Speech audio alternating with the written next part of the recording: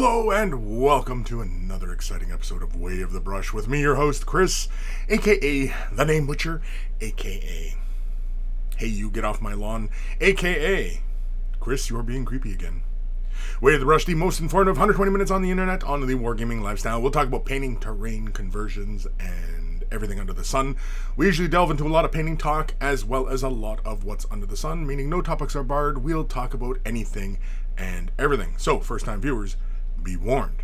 Of course, if you're not able to attend live, you can ask your questions to Kris at waveofthebrush.com. It is in the description below, as well as a link to waveofthebrush.com. Central hub of all this silliness has links for social medias, Discord, and of course, t-shirts.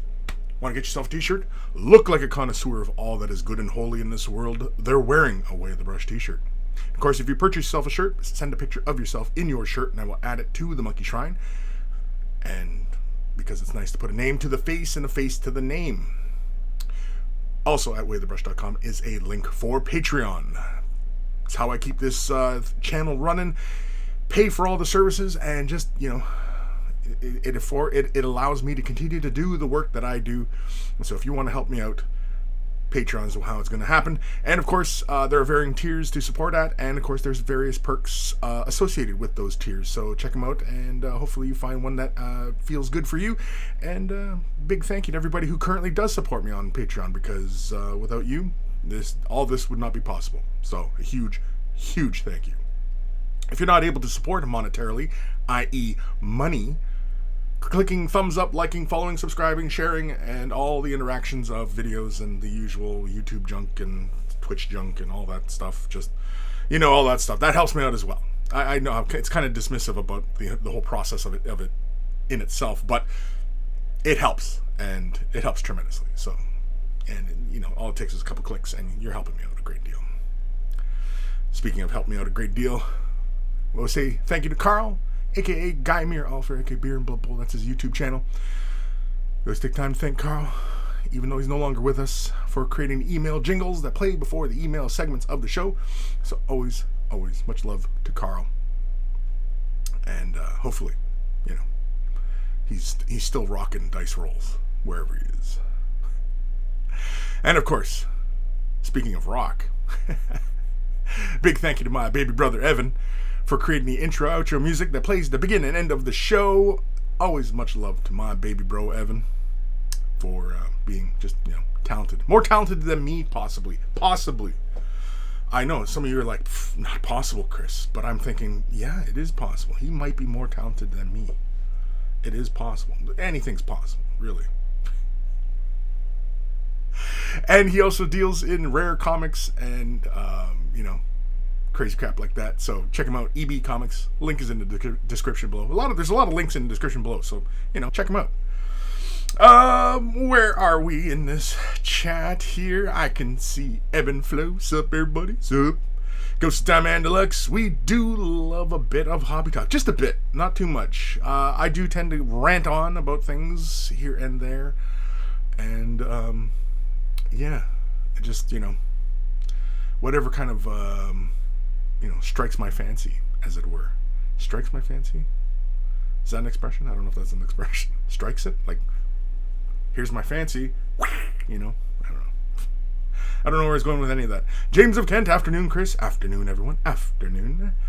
Has it been a week already? It has been a week already. I know, with these times we're in, some of us are still within our quarantine and lockdowns and, haven't seen daylight, haven't gone out into any kind of social situations. Now, mind you, even before this whole quarantine and, this pandemic, I was already a bit of a shut-in anyway. I really, I don't really go out a whole lot. I don't do a lot of partying. I don't do a lot of socializing.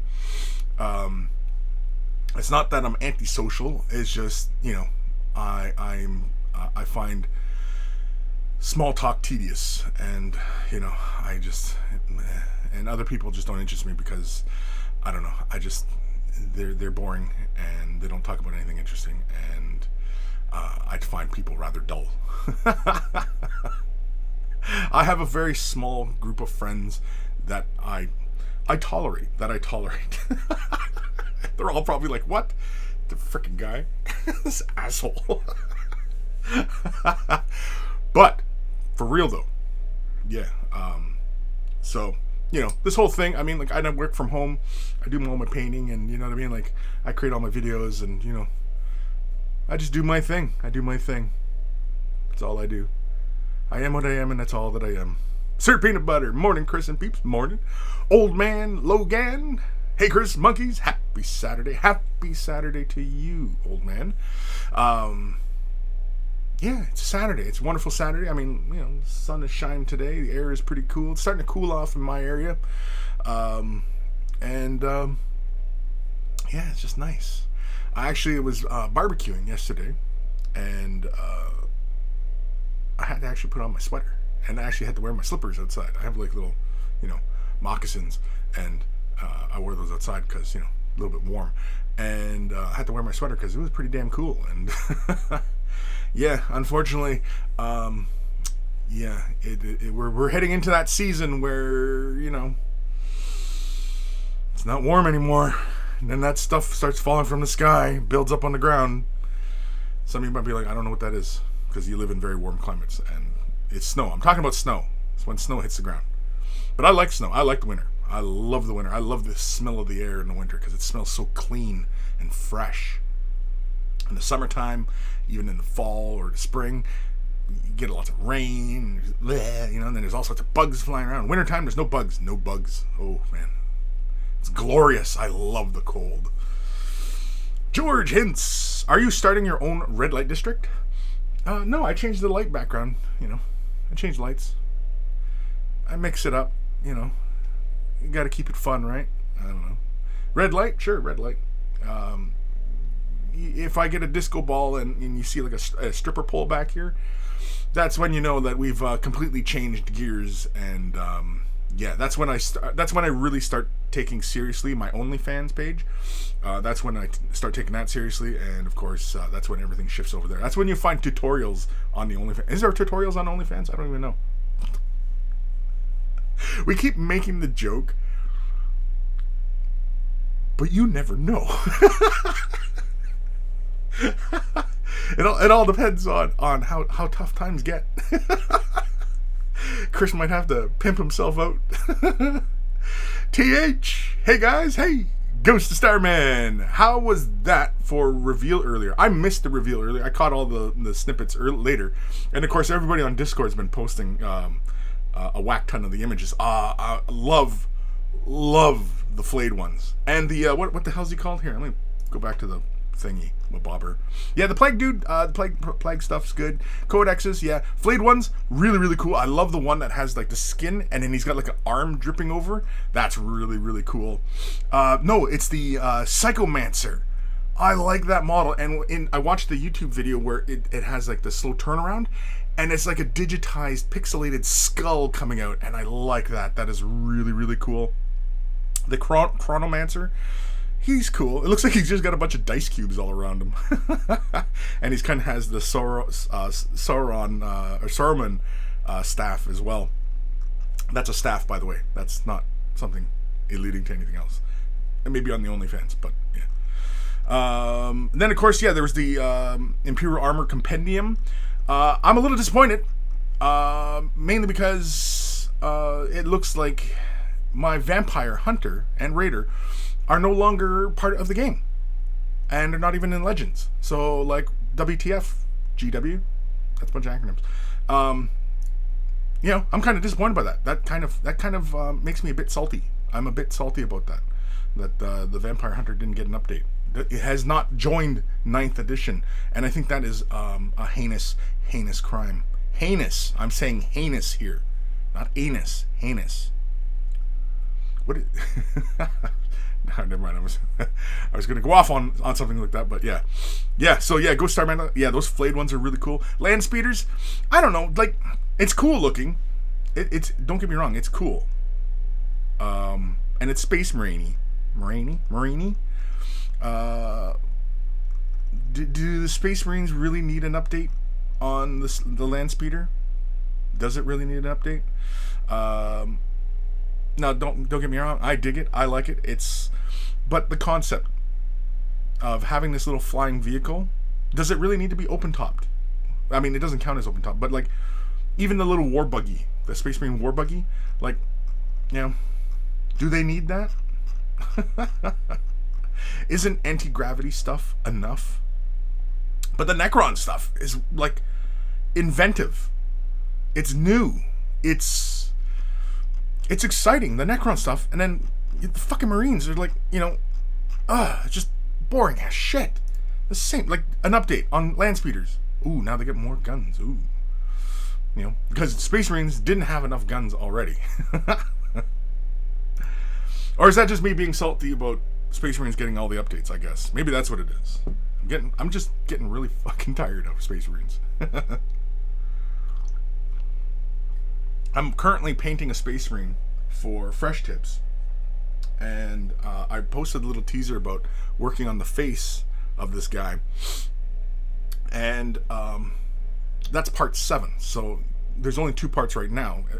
Patrons get access to the others, to everything else, including up to the flesh.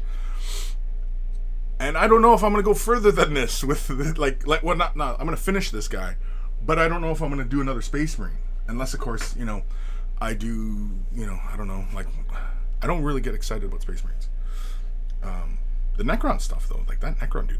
Like, Necrons are a lot of fun. The sculpts that have been coming out for them are fantastic. Fantastic. But Space Marine stuff is like... boring. Boring. Where am I? New painting minis. Hello, dudes, dudettes. Waves to all at the chat at Kris. Hi. James Kent, I have a small group of friends that tolerate me. Yeah. Job is left nut, episode 313. I find other people dull. Do you have your granny cardigan on? I did have my granny cardigan on. Are you spying on me, Jama? I thought you were in the UK, but you better not be just down the street from me. Are you stalking me? Are you a stalker? I make the joke, but he could be. Go Starman. Always eat yellow snow. Wait, is that right?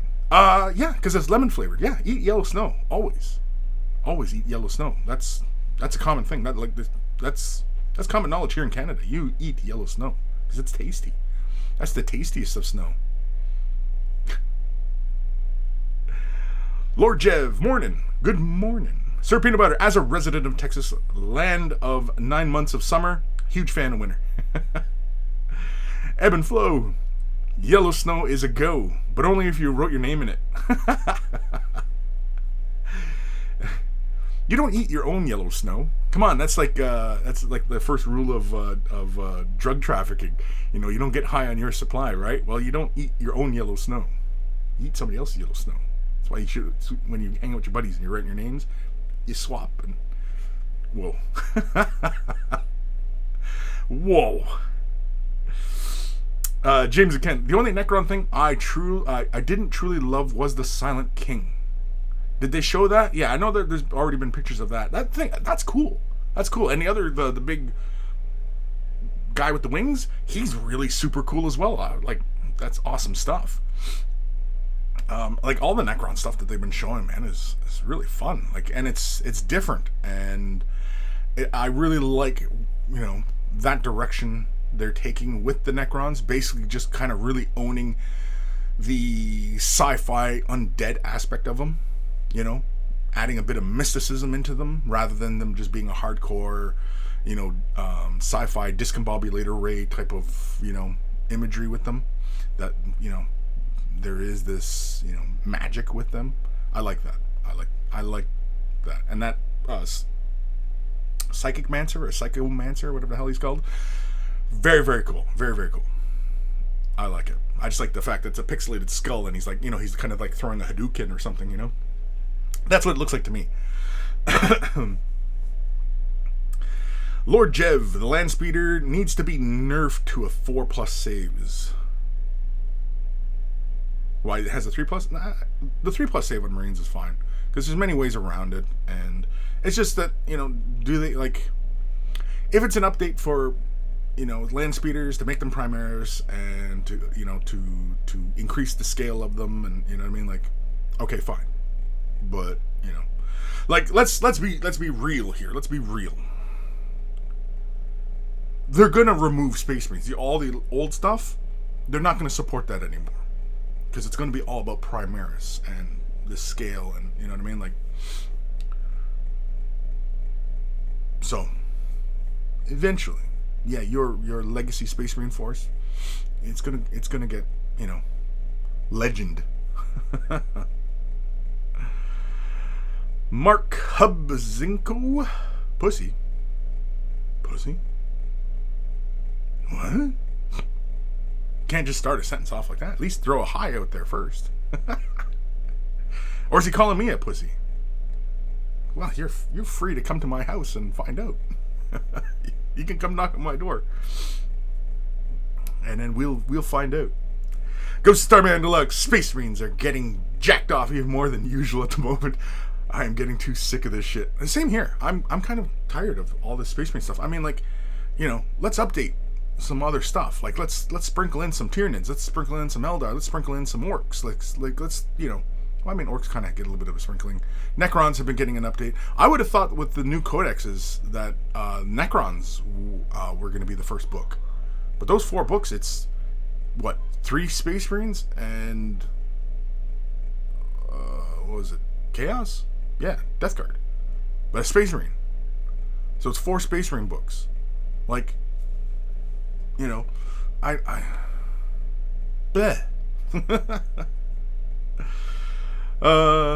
Mark Hubsgo. Very sorry, friend is drunk. Okay. Emerald Phoenix, episode 313. Kris jazzes up for OnlyFans.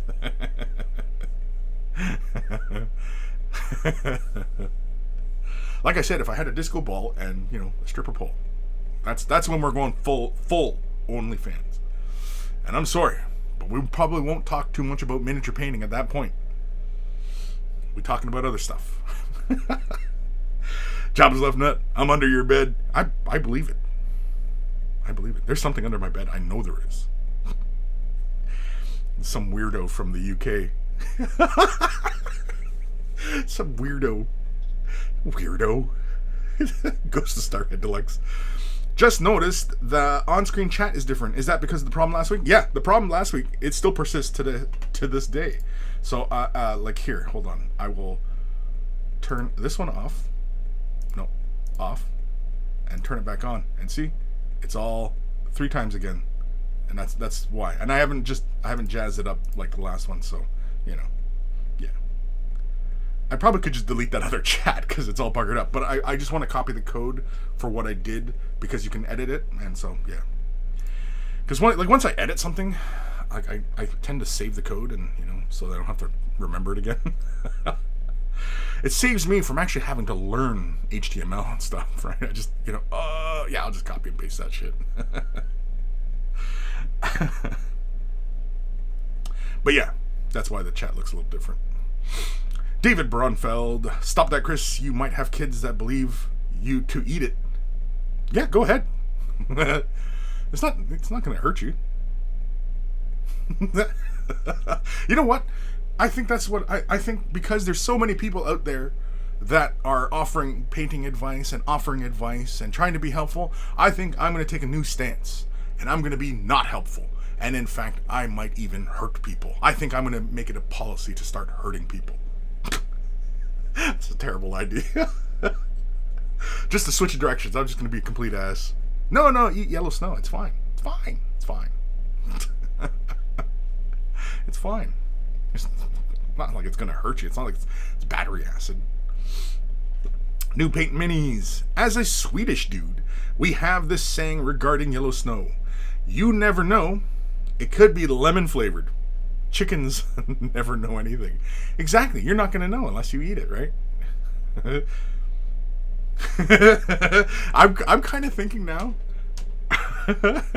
What would be hilarious as a practical joke is get some, like, you know, lemon flavored, or, you know, like the Jell-O packets, like with, you know, the yellow coloring in them, or even just food coloring, really, and put that in a squirt bottle, and then, you know, after a fresh snow, sprinkle that in and make it look like, like either like dog pee or, human pee or whatever, but then wait for somebody to come by and then scoop it up and then eat it and then watch their reaction. That would be fun. That would be fun. I think it'd be fun even just to pull that prank on my wife, just to watch her freak right the fuck out. Tastes like lemon. Let's see if she does it next time she's walking the dog. Oh, Jesus. Oh, man. Kris, I just sent you a last-minute email. It's a little late, but just one pic, and I'd love to hear your opinion on the matter. Better not be a dick pic. You're not getting me with that dick pic thing again. No, it's not a dick pic. Sweet. Yeah, I got your email, TH, and I also got one from Legion, and that's it. I only have the 2 emails. Not that I'm really, asking you guys to, send me a bunch of emails, but, we don't really need the show to run, 5 hours. I'm sure some of you would just love that, but it's not happening. Not happening. Old Man Logan, I would not want to be on the business end of those ham-fists. Ham-fist? Ariel Sazinski, hi everyone. Hi, Ariel. Vivian Wolf, hey Kris. Been a minute. I got the Sisters Army box, and I'm trying to work out the colors. I know I want pink in my scheme, but I'm trying to work out what else and where to put the colors on the models. Alright, so you want the armor to be pink? I think either going with pink as the predominant color of the armor, if we're talking about doing the armor, I think a creamy white, a warm off-white for the robes and accents and stuff like that. I think that would look cool. You could also go with a very soft blue. Really, it depends on how soft or desaturated a pink we're talking about, right? Because pink is really kind of a desaturated and tinted red, right? Tinting being adding white to something. We often use tinting in the wrong way, but tinting is adding white to something. And it depends on how far in that spectrum you want to take that color, right? And push it to really kind of like a really, really, really, really, really soft pink, or are we talking like right out of the bottle, like Emperor's Children as the base coat? Emperor's Children as the base coat, with maybe a shade wash of, say, Volpus pink, thinned out, so it just shades the recesses, right? Gives us a really nice pink color with just a little edging of a lighter pink. What's that pink color? The edge color. What's the edge color? Like, not lilac, it's some other color. It's pink. Anywho, that, I think light pink with the warm cream, kind of like Ushabti bone as the base with a highlight of, say, Screaming Skull, and then maybe just a touch of White Scar as for all the white elements or the robe elements or anything like that. I think the hair, I mean, it'd be kind of cool. You could do the hair like black, go for a real kind of contrasty element. You could even go with a light blue or even a strong blue, just to really kind of draw the eye in. It really all depends. I mean, there's a few different directions you could go, but yeah, painting the sisters with a light in a pink. You could go with light blue. You could go with light purple. You can go really contrasty. Go with a black with a slight blue highlight would look really cool. But the first one I think of with the pink armor, I think of warm white robes and stuff like that, rather than a pure grayscale white. Where like you're just going with a gray. I'd rather something warmer. I think you could go with, or you could even go with a really light blue for all the robes, right? That pink and light blue, that would look kind of cool. Purple. Green, maybe even I mean, it would give you a really great contrast if you went like, say, really, really, really dark black or dark green, dark black. Yeah, dark black. Go with dark black as opposed to light black. And go really dark, start off with black, but then give it light highlights in green. Just very, very minimal highlights in green, like adding 3 black to 1 green, and then highlight, and 2 black to 1 green. Again, it all depends upon what level of pink we're talking about, right? So, yeah. But interesting. And of course, when you start monkeying around with it, who asked that question? Vivian. Yeah. Send pics. I mean, because you can keep the color scheme really, really light, or go for something really contrasty, or there's actually a lot of wiggle room going with a pink armor, but it all depends upon what level of pink we're talking about. And yeah, I mean, even doing say the sister's hair white, and the robes and everything like that in white, like off-white, and then have the armor with a really strong pink. Yeah, it look cool. And either way, Vivian, send pics, whatever you decide, send pics. Lord Jev, hello Ariel. Hello. Ariel Szynski, unapologetically love all the new Primaris stuff, but I'll trade a 2-year moratorium on them for updates of other factions. Yes, definitely, I would. Definitely. I mean, yes, Space Marines, updating a lot of the Space Marine stuff so it's Primaris, sure, they're going to do it, right? But sprinkle in some other stuff as well, for God's sakes, there's so many factions in 40k, and they all need some love, not just all the freaking Marines, right? Mind you, though, the Blood Angels, you see that in the video, you see the Death Company, guys in Black Marines. Yeah. I honestly, the factions like the Death Watch and Grey Knights and Custodes, those factions don't need to exist, because in the lore, they're very few. So why would there be an entire army? You know what I mean? And they were special forces. They were the elite of the elite of the elite of the elite kind of thing, right? With honors. And Grey Knights, that's what they were supposed to be. This small force dealing with really bad demon incursions. Not just going around, cleansing worlds of orcs. That's not what the Grey Knights were for, And the Death Watch, that's what they're for, right? Death Watch? Yeah, Death Watch, They were the factions of the Inquisitors, right? They were detachments for the Inquisitors. Not just armies. And the Adeptus Custodes. These guys are supposed to be guarding the Emperor. Why the hell are they going around dealing with Gene Stealer cults? Right? What the F? You know what I mean? It makes no sense to have these as factions. Have them as special units for Imperial factions, sure. But not whole armies of them. That's ridiculous. It's ridiculous. Thermicus at Kris in chat. Good morning. Here in Central Texas, playing a game with a group, and we want to say howdy. So, howdy. That's it. Later. Awesome. Enjoy your game. Have fun. And, I don't know. Don't roll any ones. Or, depending upon what the roll is for, roll lots of ones. Just as I said that, he probably rolled a bunch of ones. I wouldn't be surprised. Ghost of Starman Deluxe. Next episode, Away the Brush. Kris goes out in Mad Max style wilderness and starts kicking all kinds of ass. Yeah, that's one I'm waiting for. The Mad Max future. Again, if it becomes Mad Max future and everything goes to shit and it's all craziness, more so than it is, because we're not even at full crazy yet. We're not at full crazy. We're not even halfway to full crazy. It's really not that bad when we really stop and think about it, how bad it really could be.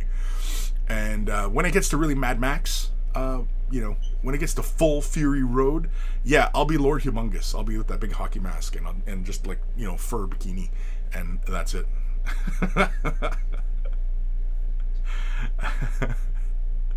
David Broadfell. Oh, I like the unhelpful painting advice. Let's start. Here's some ideas. 1, multiple thick coats. 2, paint yellow on black Prime Mini.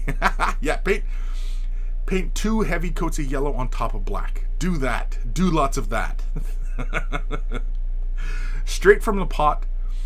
if you're going to paint an entire Land Raider, use the smallest brush possible. That'll show everybody how skillful you are. Use your fine detail brush, base coat an entire Land Raider, and don't thin the paint at all. And give us a good heavy coat of paint on there. In fact, just take the paint pot, pour it onto the model, and with your hand, just smear it around. That is how the professionals do.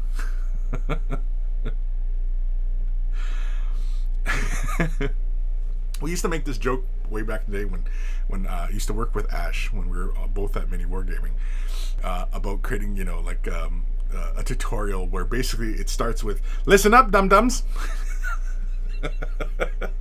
When people ask questions like, "Kris, how do you paint a straight line?" Listen up, dum-dums. You're going to take your brush and you're going to apply it like this. And I don't think I've ever started a video like that. We've always made the joke about it, but I've never started a video that way. And I was thinking recently that it actually would be a fun one to do. Just start a tutorial, something that everybody asks, that a lot of people need help on, and legit people do require this help because some people are brand new and the concepts are just are brand new, and so they got to start wrapping their heads around these different concepts. And yeah, it's just, he would come in and just be a complete ass about it. Just listen up, dum dum. You're gonna take your paintbrush and apply it like this. You've been doing it completely wrong all your life. You're gonna apply it like this. But yeah, Aaron Seach, howdy, Kris and monkeys. Happy Saturday. Jabba's left nut, Fulgrim pink. Oh, Fulgrim, yes, Fulgrim pink is that very light pink. Yeah. Ghost Starman, my feelings on most of the new Marine stuff is looks great, not necessary. Right. Yes, exactly, right. Did they need the war buggy? Do they need the land speeder? Yeah, they're unnecessary. That's very great sentiment right there. They look great, they're fun, but they're unnecessary. Whereas the stuff coming down the line for Necrons, man, that stuff looks fun. Like I'm still talking about that Psychomancer or whatever the hell he's called. Really fantastic looking model, and it's just the way he's it's kind of like you imagine those tentacles not like hentai, but more like Dr. Octopus. Yeah, that's it. And he's kind of doing that Hadouken with the digitized skull coming out of him. Like, that's really cool. That's a really fun sculpt. Like, why don't we get that kind of stuff with Space Marines? Instead, it's the same boring shit. Stop, Games Workshop. Stop. Let's have more fun. Let's make more impressive sculpts.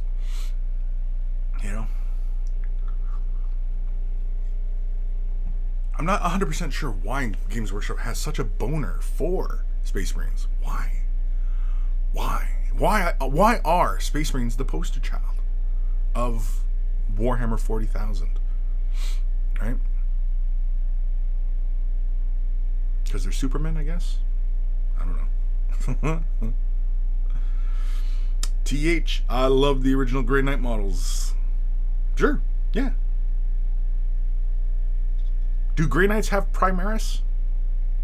Because I know the Death Watch, they get Primaris now. And I think every other Space Marine chapter, they all have Primaris upgrades, right? Do Grey Knights have Primaris? I don't know. Oh, excuse me. Oh. You never know. Today might be the day that Kris has a heart attack on the stream. And none of you are close enough to come get me, because guaranteed, my own family doesn't watch this, so they wouldn't know. I'll be long dead on the floor here before anybody realizes. Say, yeah, his stream is running long today. Well, it's only 5 hours. I haven't heard him screaming though. Anyway, David Broadfield, absolutely, a big brush for tiny parts. Yeah, yeah, use it like a 2-inch brush. We're gonna paint our Space Marines eyeballs with this 2-inch brush. David Brunfeld, oh, great painting for YouTube tutorial video. Yeah. Ghost of Starman, large dry brush for eye lenses, rattle can for trim on Space Marine shoulder pads. Yeah, just the worst advice possible, right? Somebody's watching it and they go like, that possibly can't be true. Can it? Can he truly be this retarded? Like, you know? Yes, he can.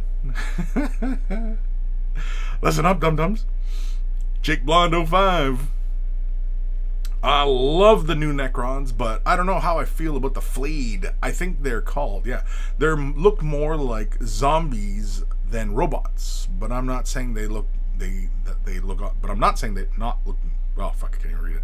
They look. He's saying that they look awesome.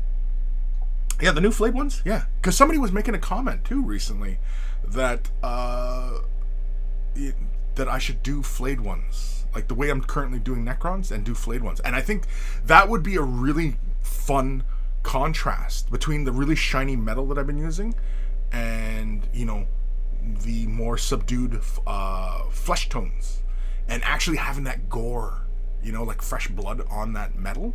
Oh, that would look cool. That would look, you know, like when the Terminator's, like, you know, peeling half his face off and you see like the gore on the metal.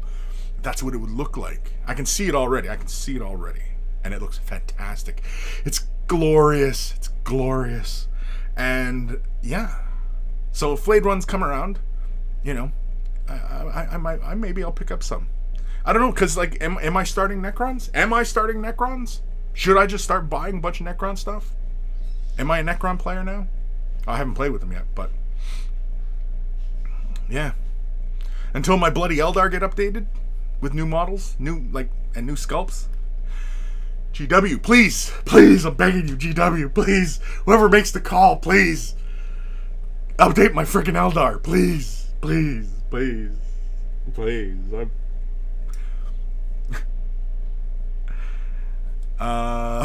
Where am I? Aaron Siege, more impressive sculpts, like Pedro Cantor and Gravis armor. Yeah, that'd be cool. Like that new captain that they showed with the mastercrafted bolt weapon, whatever the hell. Yeah, very cool looking sculpt.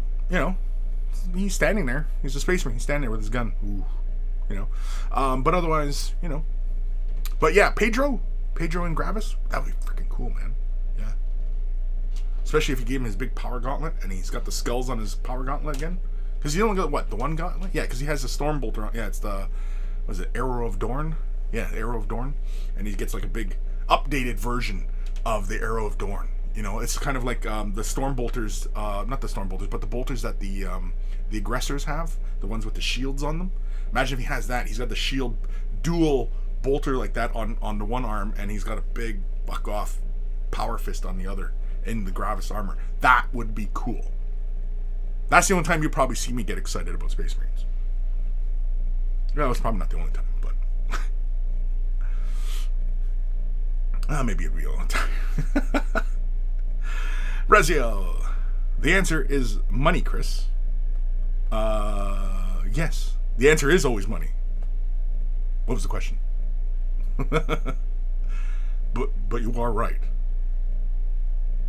It is money. I don't know what the question was. TH, I read somewhere that 40% of GW sales come from basic Space Marine models. Right, yeah. Oh, yeah, that's what you're saying, Resin? Is because the money, that's why it's Space Marines? Yes, okay, TH, yeah, like, 40%? Yeah, I believe it. But it's kind of like this self-fulfilling type thing. Well, because there's so many people are buying them, and also because they've been constantly upping the rules for Space Marines. So that, and the Space Marines, see, way back when, the army factions had very different flavors to them, right? They had very different feelings to them. Like Eldar was very fast and shooty, but, you know, really weak. You know, Space Marines were pretty hard, and, you know, like, they were kind of in the middle ground of the game, where basically, you know, they could do combat very well, they can shoot very well, they had bit of maneuverability, you know what I mean? Like, they had really good armor, and, you know what I mean? Like, all these things. And every other faction was kind of plus or minus from that kind of, you know, barometer, as it were. And now it just seems like, no, Space Marines, they're the best armor, they're the best at mobility, they're the best firepower, they're best, you know what I mean? Like, they're best. Well, yeah, that's going to constantly drive up Space Marines. But if you're creating a universe where there's conflict, and, you know what I mean, and you're going to have these supposed good guys, well, they need bad guys. Otherwise, what's the point of playing the game? Otherwise, you're just going to build the game into 40k being Horse Heresy 40k version, right? Where everybody's just playing frickin' Space Marines and different flavors of Space Marines, but they're all Space Marines. It's all Space Marines, right? And that seems kind of lame. Seems very lame. Very, very lame. I have no idea where the hell I am in this comments. These chats here. David Broadfield, Space Marines, easy to paint, all-around table play style, middle-of-the-road models to play, to build and play, makes for easy to get into the tabletop and play the game. Sure. Yeah. I guess. Job is left nut. I'll save you. I just have to put my pants on first. Oh, jeez. David Broadfield. Yes, go with them. Seems like you want to do it. Model count, that is. Yeah, with the Necrons, yeah, why not? You know, I've been having fun with them. And and the color scheme I have for them currently, there's nothing, groundbreaking or out of the box about it or anything like that. But I've just been having a lot of fun, and they look really fun on the tabletop. Not on the tabletop, because I haven't fielded them or anything like that. But when I have them all arrayed in front of me, yeah, they're like, I can't wait to get them all done. And the way I'm painting them is I don't even know if it's a high tabletop. It's more or less just kind of middle tabletop. Maybe better than middle. It's standard tabletop plus. Piss off with these updates. Computers, man. Computers just piss me off. New paint minis. Yay! Waves hand in air. Airbrush conversion done. Finally, now my air pressure gauge regulator and filter is set on my airbrush stand, and woo! It is movable at a swing of a bolt. Send a pic. Let me see. Or do you post it on like social media? Do I follow you on social medias? I don't even know. Unfortunately, there's a lot of people I don't follow on social medias. I've had this discussion many times about me and social medias, and for the most part, I just view it as business side of stuff, to kind of generate interest in what I'm doing as far as me, attracting more and more customers, essentially, so I don't really, share personal stuff on the social medias, other than Facebook sometimes, maybe, but not really. Jake Blonde 005. Do you prefer Age of Sigmar or 40k? I like Age of Sigmar. I currently collect Deepkin. I like the Deepkin. I like elves. I was looking for something, and I like the elves, and I like they're kind of dark elf, blind dark elf type of faction. But as it turned out, as I was thinking of what kind of army I wanted to build, and and it turns out that the Deepkin are essentially Samhan in Age of Sigmar. So I was like, oh, I picked the same bloody army. But I like them, and I like the fact that with Age of Sigmar, you can go anywhere with it, And what would be fun is to pit like an Age of Sigmar army against a 40k army,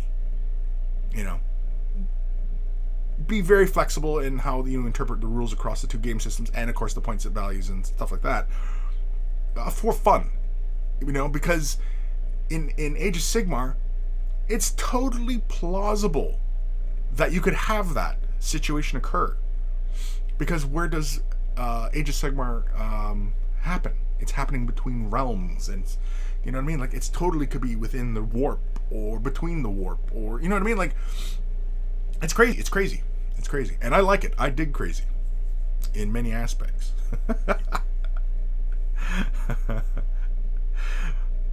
But anyway, I was going to go off thinking about, the girls and stuff. Crazy. Yeah, they're crazy. Anyway. Anywho, Age of Sigmar, I dig it. I like it. I like the fact that it can go anywhere. I like that there's no limits. And 40k seems to be falling under its own weight, and it's like, where is it gonna go, right? Because it doesn't seem like it can go anywhere that is imaginative, You know what I mean? It's very limited in that regard. Versus Age of Sigmar, there's no limits. You can have anything, any crazy crap happening, right? You know, Age of Sigmar. Why not have, a halfling force that's sided with goblins? Goblins and halflings have come together and they made a faction, and you know what I mean. And there's some sort of techno faction where they're making these stone golems, and they're riding inside, and you know what I mean, like just made up crazy crap. And that's perfectly acceptable within the game system and the universe background. And so Age of Sigmar has, in my opinion, a lot of legs as far as being interesting in the far future, as opposed to 40K, which seems to be driving further and further down Space Marine road, right? Everything's becoming boring. Space Marines. It's all in the 41st millennium. There's just Space Marines. That's boring. The good guys in a story need a bad guy. They need villains, and they need something to bounce off of as far as what they're about.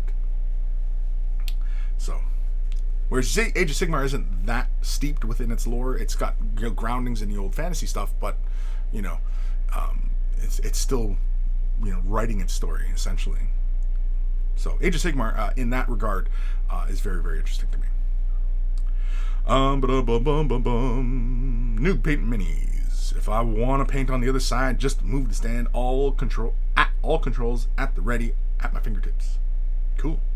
Go Starman. Space Marines sell more because they're always new and shiny, which then leads to GW bringing out more Marines, which keeps them new and shiny, etc., etc. Vicious cycle. Yes, exactly. Right. Exactly. Then everybody's playing just frickin' Space Marines against each other. Just Space Marines, Space Marines, Space Marines, Space Marines, Space Marines, Space Marines. Heretic Scott, howdy monkeys. Found your interview with Useless Wizard interesting, Kris. Thank you. I had a good time. It was fun talking with Useless Wizard. He's on Twitch for everybody out there. I don't know if he has a YouTube channel. I think he does. I don't know how often he posts though. He was primarily like a podcast. We did it as a live stream and everything like that. And it ran longer than I thought we were going to go. I thought we were going to talk for like an hour or something like that. I didn't realize that we were doing damn near 3 hours, I think. Not that that's a bad thing. I mean, we were having fun. And I think at the end of that interview, spoiler, I mentioned that I might and I've talked about this in Way the Brush before, of reviving the Way the Brush conversations. And I was thinking about doing that with more prominent faces. And maybe some of you guys as well, you know what I mean? And, because conversations used to be, just me kind of, just talking with any of the monkeys and, just kind of getting to know you guys. And, and I enjoyed that because, I like meeting people. Even though at the beginning of this show I was talking about how antisocial I am, but I do enjoy it. I do enjoy meeting people, but I mean, like more one-on-one. I like more one-on-one interaction rather than, big group of people and, big crowded spaces and, that kind of stuff. And not that I'm agoraphobic or anything like that. I'm fine with that. But yeah, it's a mix of contradictory things. I'm really, really fickle is what I'm saying. I flip-flop between things, and so, yeah.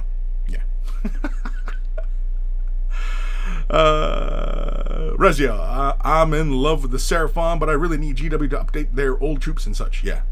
New painting. Kris, last Friday I had an ambulance here. Thought it might have been Corona. They said it was my heart, so I had to spend most of the last week in the hospital. So that sucked. Oof. Well, sorry to hear that. Damn, dude. Hopefully you're feeling better. Well, sounds like you are, because you're playing with your airbrush.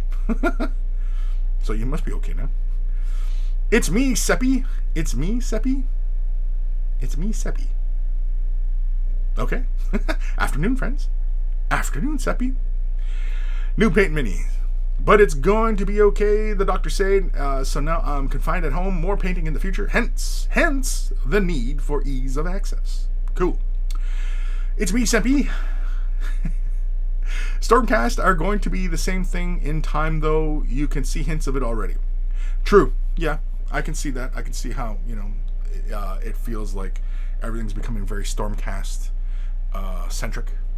as 40K is. And I think they have to get out of that. They have to get out of that, because that's where innovation, imagination stagnate, right? And if they view themselves truly as a model company, they should constantly be thinking of new ideas, not rehashing. And that's boring.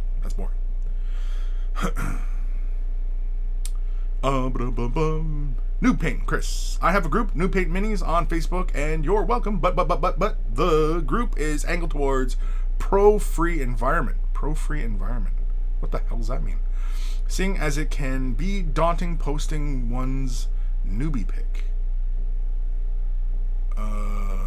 Pro-free environment. I don't know what that means. Pro-free environment.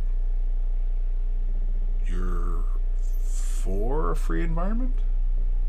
Isn't that just what everybody does? I don't get it. James O'Kent. It ran longer than I thought it would. Really, Kris? Overrunning. Shocking. Yeah. Running over? Yeah. I know. Probably because I can talk a lot, right? And yeah, Ryan was asking me questions, and I give my usual 20-minute answer to a simple yes or no question. But I mean, it was fun, and there was some of the questions he asked, they're really interesting. I had no idea how to answer them. I was like, I don't know. Not that I was making it up. I was, answering as truthfully and honestly as I can. And yeah, it was fun. I had a lot of fun with that. And yeah, if you haven't watched it, head over to Useless Wizards. Just type in Useless Wizard in Twitch, or you can probably just Google it and you'll probably get Ryan's work and everything like that. He's got Facebook and he's got all the social media stuff's going. But yeah, check him out. And he also has other interviews with other people. I think he did James Whipple, Zambies. There's a bunch of people he's done interviews with. So it's really cool. It's interesting.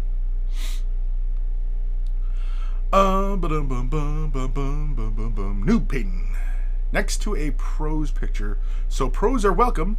Sam Vincent, Joe Orthober, and other studios are members, but of the pros, I asked to please show the work in progress or fuck ups stuff that's not pro. Professional equal pro. So you can't show full polished images. Is that what you're saying? That I'm not sure why. Why?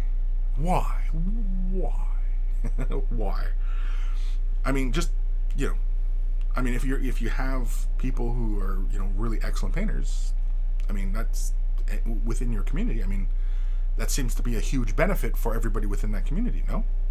Because there's a lot of really great information flowing around, right?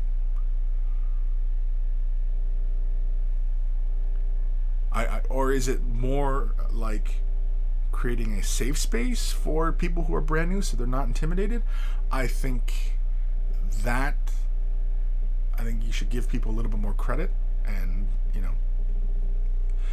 yeah, I mean, it is tough to become a good painter, and people entering this hobby today have a big challenge ahead of them, to be sure, but shielding them from how difficult this can be doesn't do them any good. You have to have eyes open and take in everything and see what is possible. And somebody who isn't getting good help from people who are really advanced in this hobby, it only hinders them and what is possible, and so their development is stagnant. I think you should just open it up, and you know what I mean. And yeah, if I'm interpreting what you're saying correctly, that you're making it so that the pros just aren't dominating it and intimidating everybody. Okay, Sure, I get that. But as far as kind of hindering, I don't know. Like, yeah, I don't understand why there'd be limits. Anything artistic should never have limits.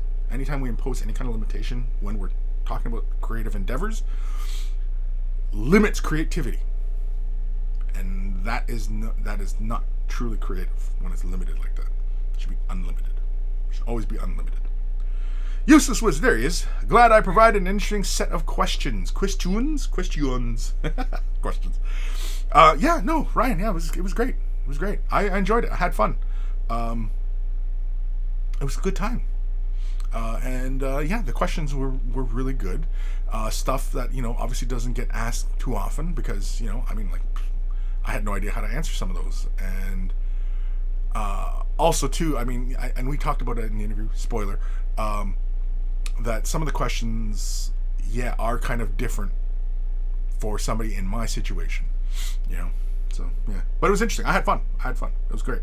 If you haven't checked out Useless Wizard on Twitch, check him out. Subscribe, follow, all that. He's got a bunch of interviews, podcasts. Check him out. Very interesting. And yeah, I like the structured approach to it. I like that. I like structure. Not that I'm very anal like that. Anal. And yeah. But I dig it. New paint minis. Like if Alex that have painted his second model, it will compare in a little manner next to say something artsy pro style from you or Vincent. So yes, safe space of lollygagging, playing around. Sure.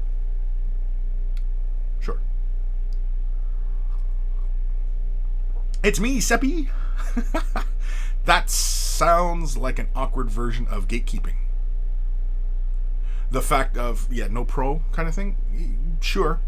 I'm guilty of gatekeeping as well, and I try not to, but sometimes,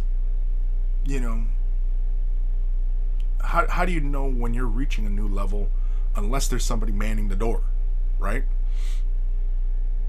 If we're going to be kind of that metaphorical about it, but gatekeeping in the fact that when you enter a new phase, there's somebody there going, this is how it's going to go. This is what you're in for, right? It's more like a dungeon master. There we go. It's more like a dungeon master. And he's going to tell you what's going to happen. Oh, and this is what you're in for. It's going to be tough. It's going to be hard. You're going to make a lot of mistakes, but that's okay. But here we go. Go in, That kind of gatekeeping.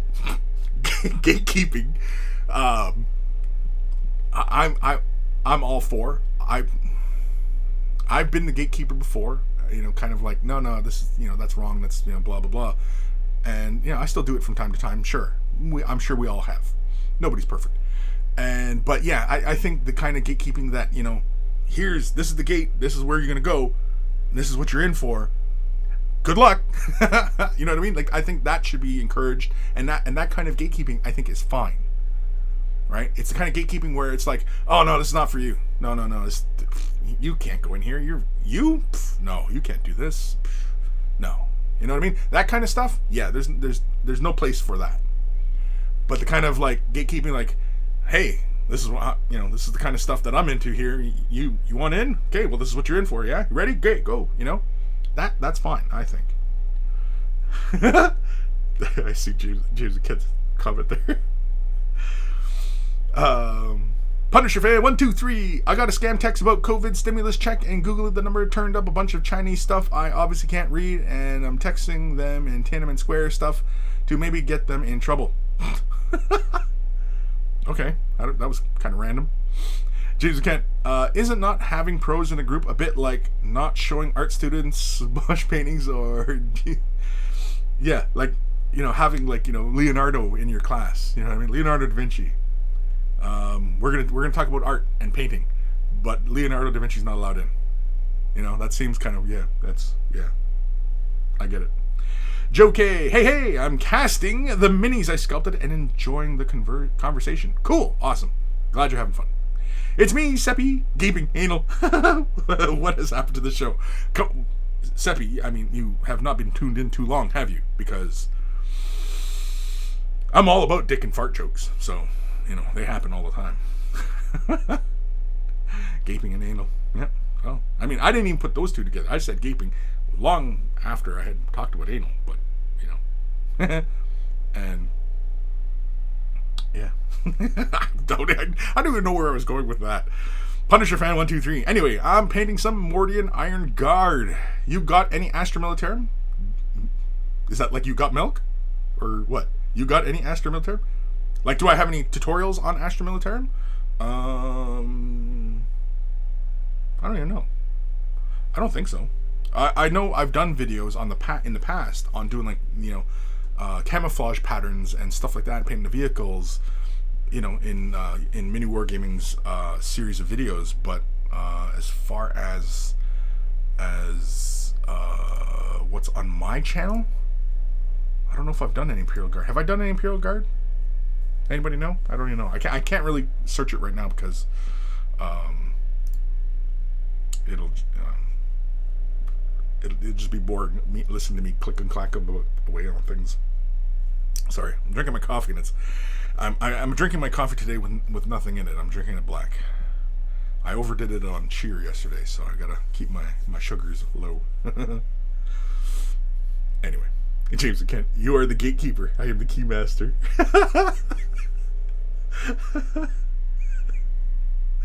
I love that movie. The original, not the new stuff. Heretic Scott, yeah, exactly. That's the norm.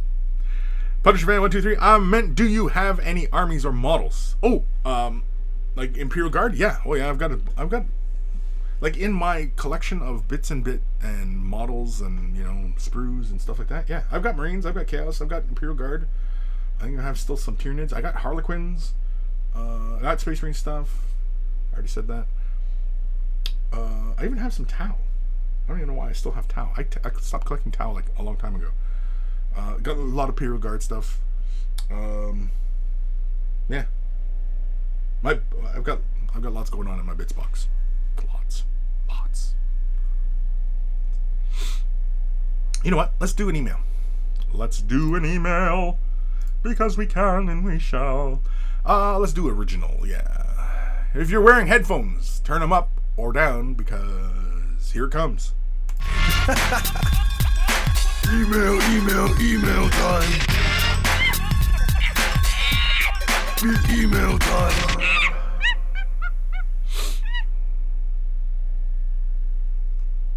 Oh, it's done. This is from our good buddy Legion Miniatures. Hey Kris and monkeys, it's been a while, but I finished 2 more models this week. The first is an older Space Marine kit bash. I just added the nameplate, a bit of basic material, a few highlights and shade, to fit him into the rest of my army. The second is Gollum. Best regards, have a nice day at Legion Miniatures. Let's have a look. Oh, look at this. Yeah, so Legion loves doing these salamanders scheme. Really, really fun. Like the flames. What's that symbol mean? Or is that the salamander symbol for thing? I don't know. Yeah. That's a fun model. Classic bolt pistol.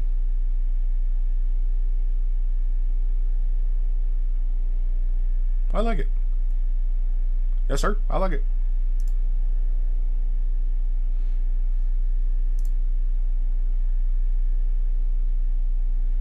Sorry. I'm taking it all in.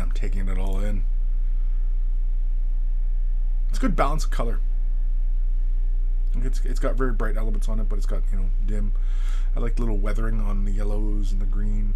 You get a little rust going on. I like that. I like it. And then Gollum. Oh, look at his eyes. You painted his eyes. Look how well you painted those eyes. And I like you added that tinting around his eyes to give him that sickly appearance. Impressive work. And it's, you know, and it's good. It's a really good paint job. But impressive work on the eyes. The eyes immediately. I'm drawn to the eyes. Well, immediately you're kind of drawn to the face anyway. But yeah, and you can hear that little voice of his already. I can hear that like that face is kind of that scream, just you know, that growl. Thank you, Legion, for sending that in. Awesome stuff.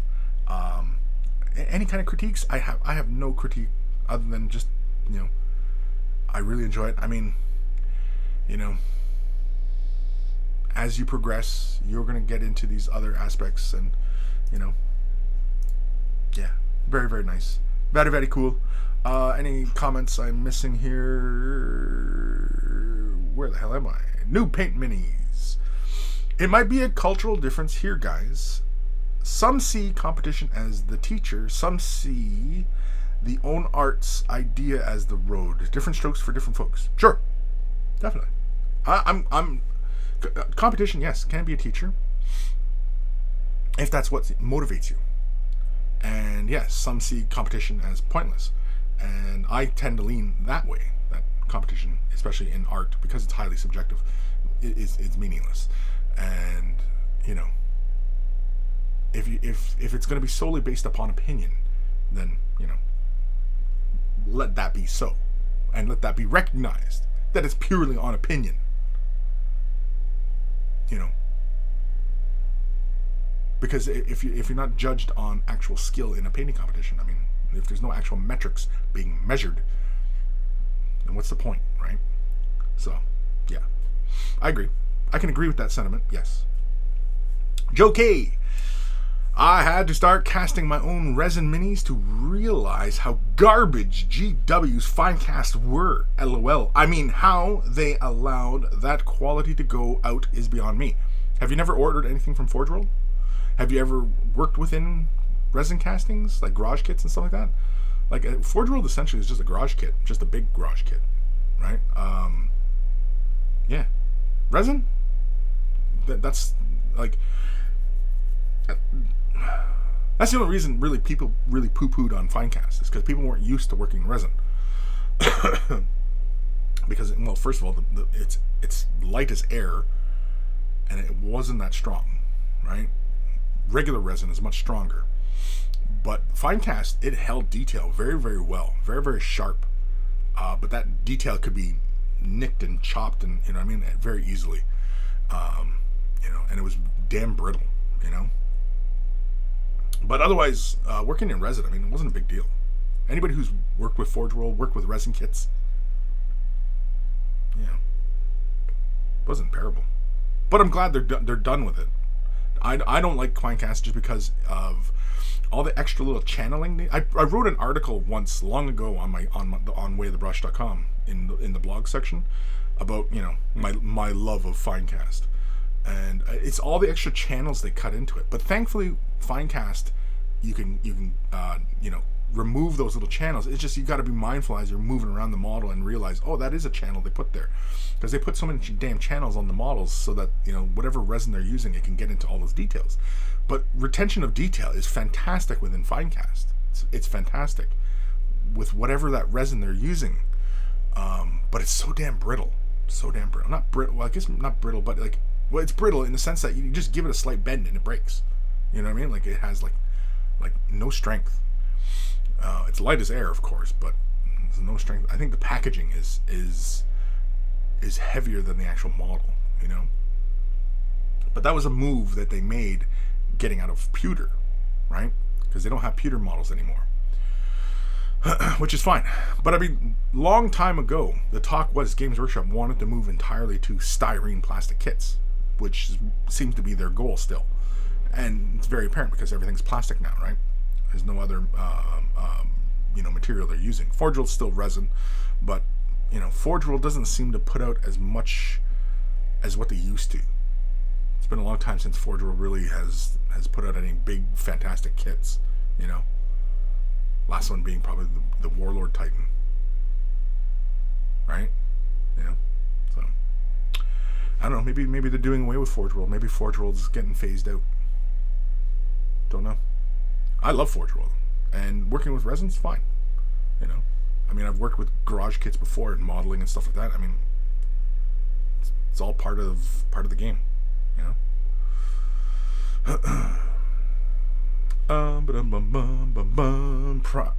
Punisher fan 123. Did you hear Bandai releasing 2 more Primaris Marine action figures? Salamander, Imperial Fist. Yeah, I did see that actually. Thank God you reminded me, because I was gonna. Well, no, they said there was no they were making per order. 1 week only. So if you're gonna order one, oh, it's the same price too. Ooh. Ooh. I'm definitely gonna order the Imperial Fist. I'm gonna order one. I don't know if I really want the Salamander. He's like, other than he's already painted like a Salamander. I'm not crazy about his bolt gun. But the Imperial Fist has that auxiliary grenade launcher under his bolt gun. That looks freaking cool. And it's an Imperial Fist, right? Oh, and they're offering for that same price. So anybody who wants that Bandai Marine, you're not going to find them any cheaper than that. I know I sound like a salesman for this, hawking these and shilling this stuff, but man, I like it. I like my Marine. Hey, he's fun. I got the rock going on. I haven't finished my other head yet, but if I get an Imperial Fist, now mind you, I got to wait till 2021 for this, but you know, yeah.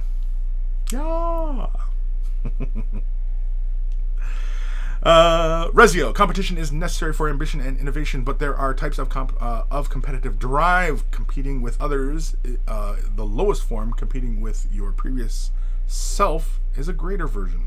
Sure. Yeah, there's nothing wrong with competition. You know, yeah, if it is what drives your ambition, and you know, is how you want to, you know, how you see yourself improving and what makes you want to improve. Sure. It's me, Seppi. Forge World is awful. Paying that much for quality is terrible, and they play it off as an addition to the hobby experience. LOL. Sure. Yeah. I mean, you know, it's been a while since I bought any Forge World stuff, but I used to love, you know, the Forge World, and yeah, it was more expensive at the time, but the prices really haven't changed that much since when those models came out, like the Eldar Scorpion. Yeah, it hasn't changed. The price on that, not much. As opposed to, but mind you, I mean, 10 years ago when that model came out, that was pretty expensive. Nowadays, not so much. I think really, it's almost a crime how much we pay for a styrene plastic kit. I think that's the real crime. So we're up to what, $200 on some kits, you know? So makes Forge World seem very reasonable now by comparison, because at least with Forge World, you know they're judging that price on weight of resin that they use, lifespan of mold, and you know what I mean. Like with styrene plastic, that is so cheap. And now that everything's CAD, you know, such a much faster infrastructure. You know, it's just faster to pump that stuff out. Joe K, my brother worked in the company that casts all major modeling companies like Andrea, Pegaso, and Maine, and they never allowed flowed casts like that, like these, to get out. Well, they're smaller. I mean, Games Workshop is the biggest, and yeah, I mean, for the most part, I mean, like whenever I ordered from Forge World, most of my casts were good.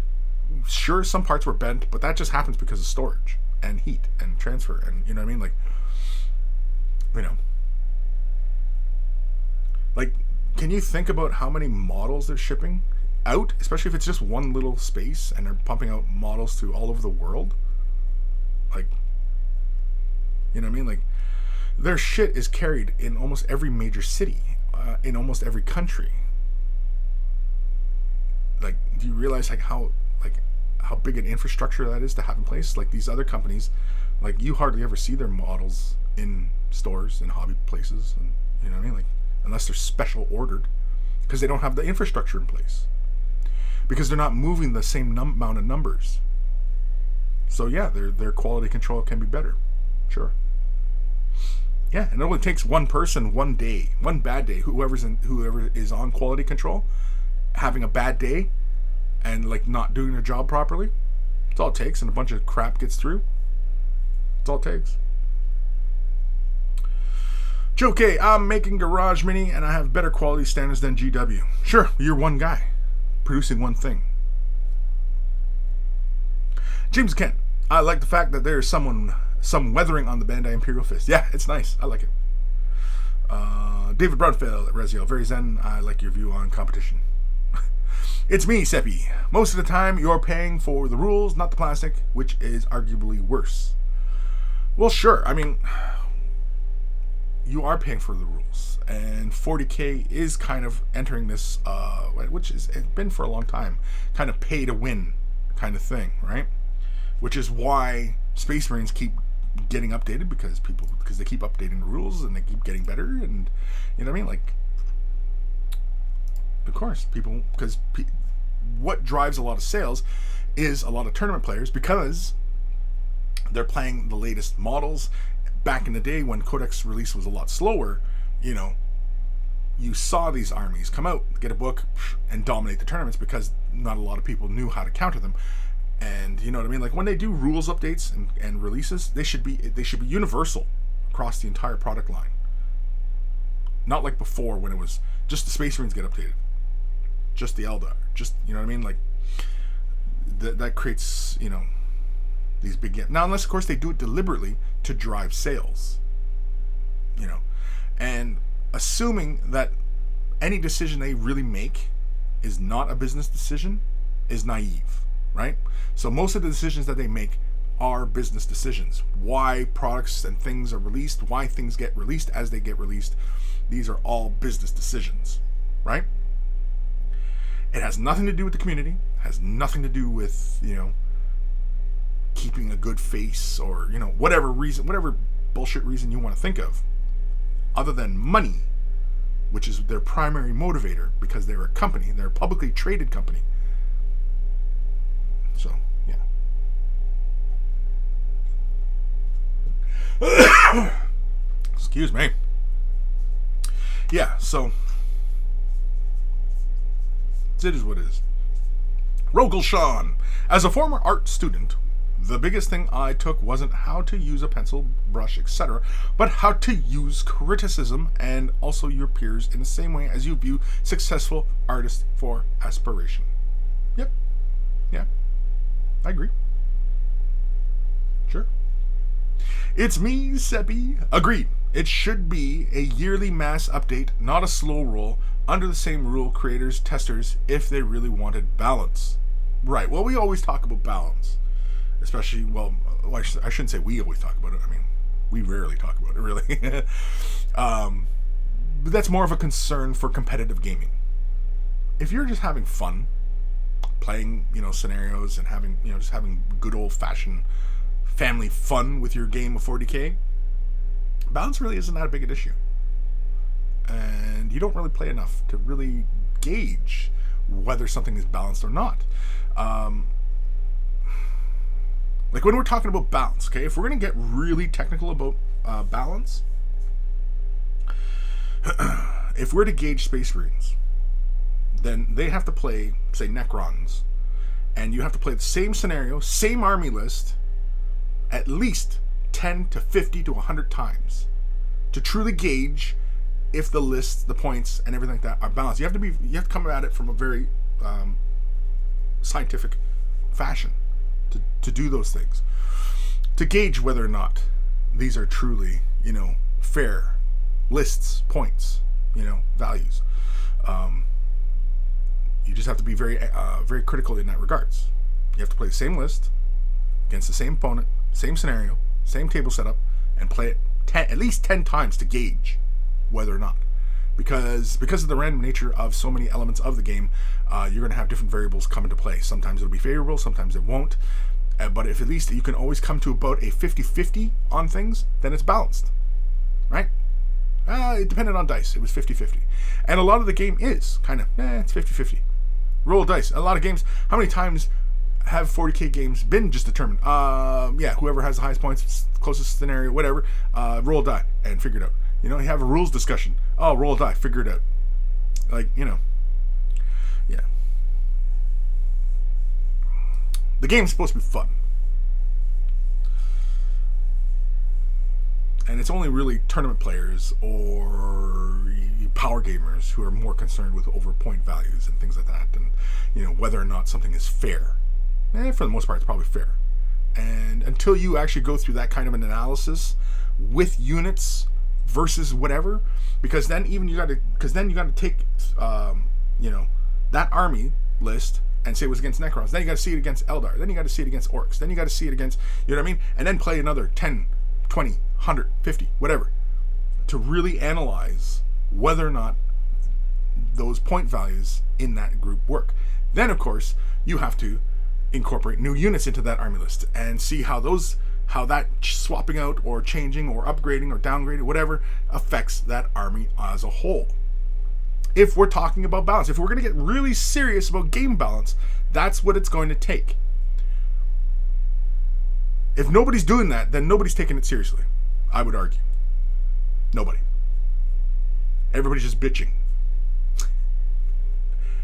Right? You can sit there and math out, but you have to actually play it, because the game doesn't matter until the dice are actually rolled. It doesn't matter. Where the hell am I? Rogelshan. And the same goes for mini painting. None should be excluded because they are skilled. Suck it up and aspire rather than be jealous. Unless the pro in question is a jerk, then tell them to do one. To do one? Okay. Yeah, I mean, it doesn't matter if the pro is a jerk. It's just no jerks. I think that's really just the biggest rule, right? Like, it's just like our Discord. Don't be an asshole. Just don't be an asshole. You can be in the Discord. Just don't be an ass. Pretty simple, right? Ghost Starman Deluxe. If we're really going to get technical about balance, then if the model doesn't fall over on the table, it's balanced. Smart ass. Joke. Being able to take criticism was almost a course in its own in art school. We used to put our work on the wall and rip each other apart, and still that doesn't come even close to real life clients. Sure. Well, that requires, obviously, to be able to take criticism in any aspect, not just art.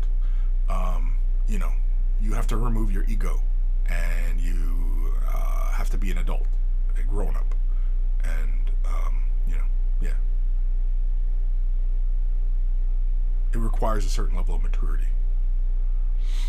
It's me, Seppi. I would agree casually that balance isn't super important, but being able to accidentally table your opponent without much thought, like Marines seem to be going towards, it doesn't really matter how casual you play aside from foregoing attacking. Yeah. I mean, again, but anytime you have that argument of balance in the game, oh, that's not balanced. How the fuck do you know it's not balanced? Did you properly analyze and work out the actual numbers? How many times that army wins against the particular foe? Did you analyze that? Did you really go through the analysis of it? No? Then shut up. Fire Trick 18. Good one, Deluxe. It's me, Seppi. It gets exponentially worse when they keep making rules that ignore the rules that are meant to make things an even playing field. Again, yeah, I mean, the game's supposed to be fun. And the models, should reflect the lore should reflect the models, and the rules should reflect the model and lore.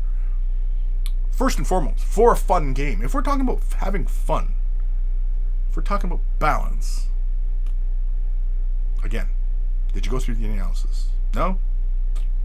Then no. James Kent, episode 313, the game doesn't matter until the dice are rolled. Exactly. Right? As I used to get into this argument all the time in War Machine. Well, statistically, you should be able to do this, not... Yes, it doesn't matter until the dice are rolled. Whether or not that tactic will work. Especially if we're talking about winning. See, this is why I like chess. It's because there's no ambiguity in there. There's no randomness. It's pure tactic. You get position, and you win. If you have better tactics, you'll win. 40K for me used to feel that way. Because there wasn't a whole lot of goofy randomness. Although if you played orcs, then you invited that kind of goofy randomness. Which was fun. And I mean, again, it's a game. It should be fun. Should be fun. First and foremost, should be fun. If you're not having fun, just like painting, if you're not having fun, stop. Stop. Find something else. Sell all your stuff. Find another hobby. Because you're not having fun. First and foremost, right?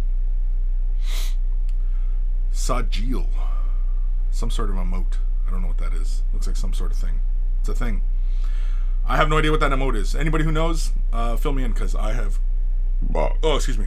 I have no idea what that is. Sorry for the burp, people. You know what, though? James the Kent, I like that. The game doesn't matter until the dice are rolled. Because, yeah, that's a sentiment I live by. And I've always viewed the game in that lens. That, you know, yeah, you can sit there and talk about the probability of this and that. Does not matter until them bones are rolled. Otherwise, because if you're going to talk about balance issues and such, unless you're going to go through and do a proper analysis of how that faction performs, no. Because again, most time a unit, it is how it's used within the game system, and because like there's so many things that can go into an analysis for determining whether or not the game is balanced, right? Because even terrain, most tournaments don't play with a lot of terrain. The game should be played with a lot of terrain. In my opinion, the best games have always had lots of terrain on the board, lots of breaking up of, like, there should never be a clear line of sight across the table. I've always played. That's the way I've always viewed 40K. There should be no clear lines of sight across the table. Lines of sight should always be broken up. And tournaments, through just the lack of having to have all the terrain available for so many tables, is often why so many tournament tables often play with just 6 pieces of terrain essentially, and armies that favor range dominate.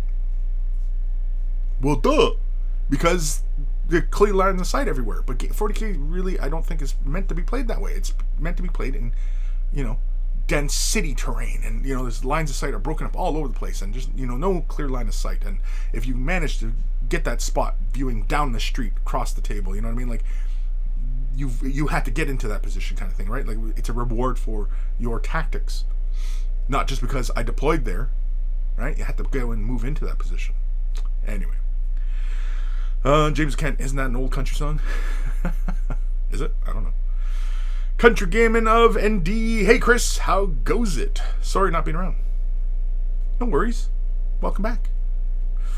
Rogel Sean, do one is slang for go away in UK. Sorry, haha. Do one. Do one? Do one. I don't know what we're talking about. Russ Sandbags, what would you like most in 9th edition Eldar Codex? New models. In the Codex? Like, rule set? I don't know. Because I'm not usually that concerned with, say, something new. I'm more concerned with the models. I want updated Eldar. I want new Aspect Warriors. I want a plastic avatar. A nice big avatar. Big demon. I would like Eldar to have that customizability where you can have, say, a mostly female force or mostly male, or a good mix of the two. I would like it if the avatar was both a male and a female. Not like Slanesh. I'm talking like you could either, change its position and, it looks more like female or it looks more like a male. Also, another one that I've often had the idea of was an avatar that looked more like he came from the Aspect Warrior of whatever Eldar was sacrificed to the avatar. Or even the avatar, bring back the Exarch powers for the avatar. The avatar used to get Exarch powers. just to represent the fact that, it was, an exarch who is sacrificed to become the Avatar, right? And I often thought that'd be cool visually to have the Avatar take on that aspect of the original host of what he's occupying. So if he was a Dire Avenger, then the Avatar helmet kind of has that single mohawk plume, or if it was a Howling Banshee, it had like crazy wild hair, or with like the big screaming mouthpiece, something along those lines, right? Just, whatever. I don't know. It'd be fun just to kind of mix that Avatar up like that, make him, very versatile, and of course make him the centerpiece of the army. Also, another one, I guess, something I would like to see is Eldar's equivalent to a Land Raider. Not like a Lynx, or even just making a plastic version of Lynx would be kind of cool. But make it so that you can make it a Lynx, you can make it the Lynx Plus, where it's a different weapon, or it can take on troop capacity and have, carry troops. So it's a big, it's like a Land Raider, essentially. Because like the Falcon Grav tank for the Eldar is their primary battle tank, but that chassis is more like the Rhino chassis. The Rhino chassis being like, it used to be the Razorback, it used to be a Rhino, it used to be a Predator, right? And the Falcon Grav tank chassis is kind of like that. It's the Rhino, it's the Wave Serpent, which is the troop transport. The Falcon, which is more like the Razorback. It's the Fire Prism, more like the Predator, right? So that tank is more like that in the Eldar army, if we're drawing comparisons. I would like to see an Eldar version of something like the Land Raider, where it's a much bigger tank, it's a heavier tank. Now, that kind of but doesn't really play into a lot of the Eldar lore, because the Eldar are supposed to be this dying race, but they still would have weapons of mass destruction, because, these are the guys who made the Necrons go to sleep, right? They punched the Necrons really, really hard until the Necrons went to sleep. And they said, go to sleep, go to sleep, go to sleep. And they made the Necrons go to sleep. And, so they would have big fuck-off weaponry, right? So, I guess that's pretty much what I would say. I would say an Eldar battle tank that is like the Land Raider. Something, not a Land Raider, but that role of a heavy-duty tank. And, that kind of thing. But something new. Maybe even a flyer. I don't know. Something. But yeah. I think something that would play into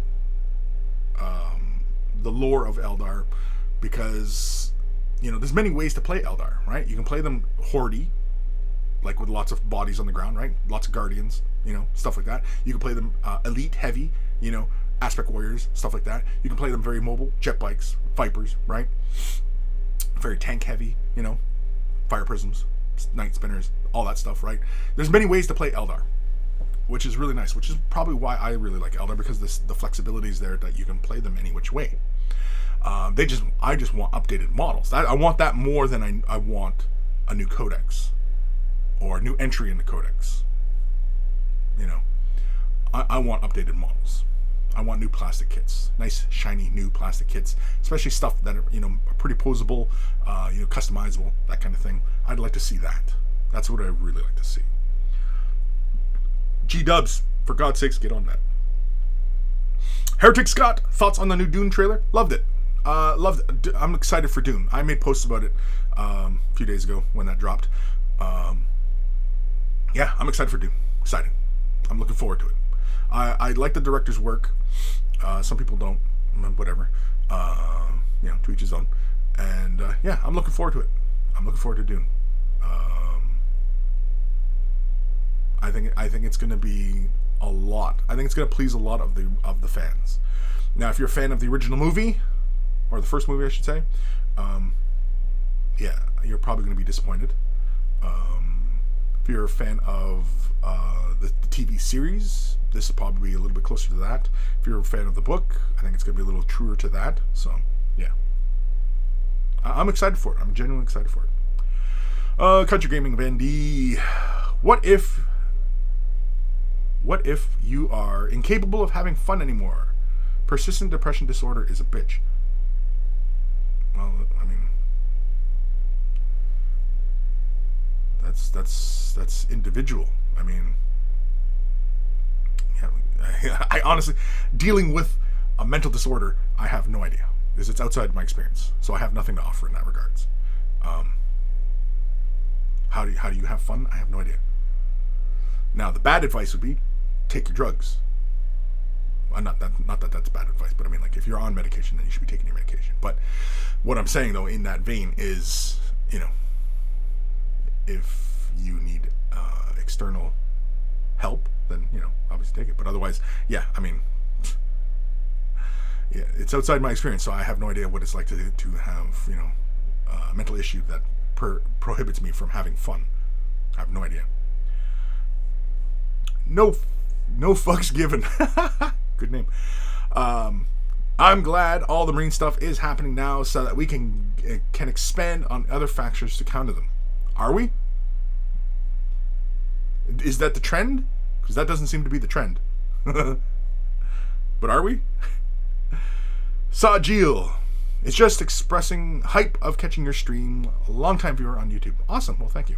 Yeah, I don't know what that emote is. A lot of the Twitch culture, it's very, very unfamiliar to me. And I mean, it seems really nice and great. And I'd like to get into it more. I would like to stream more, but I've come to the realization that I actually probably should stream less, believe it or not. And just keep to just doing like Way the Brush. That's it. Because doing a lot of the streams takes up a lot of my time. Whereas I want to create more videos, and because streaming is a really great way of just kind of connecting with you guys, having fun, and but like painting on the stream, well, that was a model that I could have made a tutorial from, and you know what I mean. Like, sure, I could do more as far as painting on stream, but even as I paint on stream, it's fairly difficult to get a lot of painting done. And when I've seen other painters painting while they stream, because you're interacting with the audience, it's you don't get a lot of painting done because you're constantly with this back and forth, right? See, with Way the Brush, we're talking back and forth, we're having a conversation. I'm having a conversation with a whole bunch of you right now, right? And that's awesome. I like that. That's a lot of fun. But when I'm painting, man, I mean, like, I only listen to music. And I'm focused on the model and the painting. That's why I don't listen to audiobooks. That's why I don't listen to podcasts. That's why I don't have streams in the background. I don't watch TV shows. Music, I can just in the back of my brain. That's it, and I can concentrate on what I'm doing. And if your focus is to become a better painter, yeah, you need to focus. You need to focus. I can't imagine. Now, mind you, though. That's a very rigid approach to it, but oftentimes I'm quite rigid, so yeah. Where the hell am I? I have no idea. James Kent, you should do a real clickbait name like Wolfguard Terminators have 5 wounds. See, I don't buy into clickbait either. I don't buy into that. And we're in a really clickbaity type of culture, even within wargaming videos and stuff like that. Yeah, I mean, it's what gets views, right? And I find the people who are tuned into me right now, and who actually give a shit about what I'm doing, these are the people I want anyway. I don't want sycophants and yes people and things of that nature. I want you guys who are tuned in. You guys are the ones I want tuned in, because you're interested in having fun, and you're interested in getting better at painting, right? And having fun, and that's the stuff I'm about. And so if we were in the real world together, if we were in we gamed together, played together, whatever, we most likely would be friends, right? And so not to sound placating or anything like that, but I like to think that a lot of you guys that tune in, yeah, we'd probably be friends in the real world, so yeah. Whereas with going for clickbait, going for views, people who engage in reactionary type of things, have no interest in that reactionary culture, because that's just going to go away. It's going to go away. The clickbaitiness, it's going to go away, because it leads to what we're in right now, which is the age of disinformation, the age of spin, right? That clickbaity culture has given rise to that reactionary. type of shit. So, yeah. Russ Sandbags, what do you think an Exodite 9th edition codex would be like? Oh man, Exodite, man, it'd be cool. It would be cool if they brought back Exodites, and especially if they brought it under the wing of Craftworld Eldar, so that you could incorporate them, kind of like the old 2nd edition Eldar Codex, where you had the edition of Exodites, where you could play a bunch of Exodites, or you could play it, Craftworld with the Exodites, because pretty much, or even Ynnari, right? You could do it as a Ynnari faction with Exodites and Corsairs, and you know what I mean. And because Eldar, like, there's a bunch of factions really with Eldar, right? You have the Craftworld Eldar, you have the Dark Eldar, you have the Corsairs, you have the Exodites, you have the Harlequins, you have the Ynnari now. Am I leaving somebody out? That's 6 factions within one, army, and they all play pretty different, although they all have an overall theme to them. Hit very hard, but don't take hits very well, right? That's often the trait of Eldar. They hit really hard, they often move very fast, but they can never take a punch, which is, the overriding theme of Eldar, which, I'm fine with it, and it's really, really fun, and, so, yeah. But yeah, Exodites, yeah, I would imagine as long as they fit within that design element. Now, them riding dinosaurs, sure. I think you could probably push it a little bit further. I think Eldar riding, dinosaur insect things, right? Like, Ariel for Age of Sigmar, how she's riding a big beetle. Wouldn't that be freaking cool? Like, imagine a battle tank or a piece of artillery, and it's just a beetle, and they got the Eldar gun strapped to them. Or it looks more like just raw wraithbone, and they just kind of just slam it onto the beast, and then the guy, and then it grows into a gun, right? This is the Eldar thing, the Bone Singers, right? That was me miming that.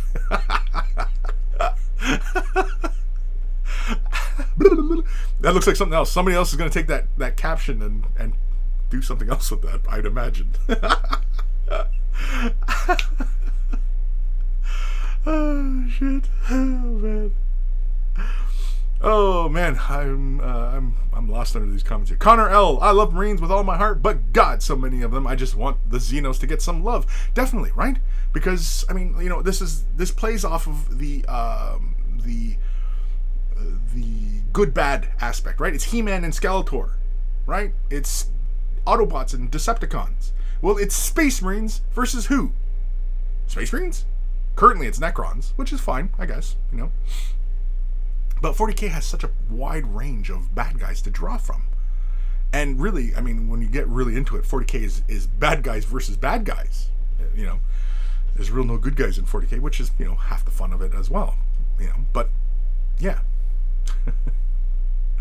Fire Drake 18, Kris, instead of waiting on Eldar, just play Marines. Salamander's still recruiting. Yeah, I wouldn't play Salamanders. No. If I went Space Marines, and I've talked about this many times, if I went Space Marines, I would go Crimson Fists. Or Imperial Fists.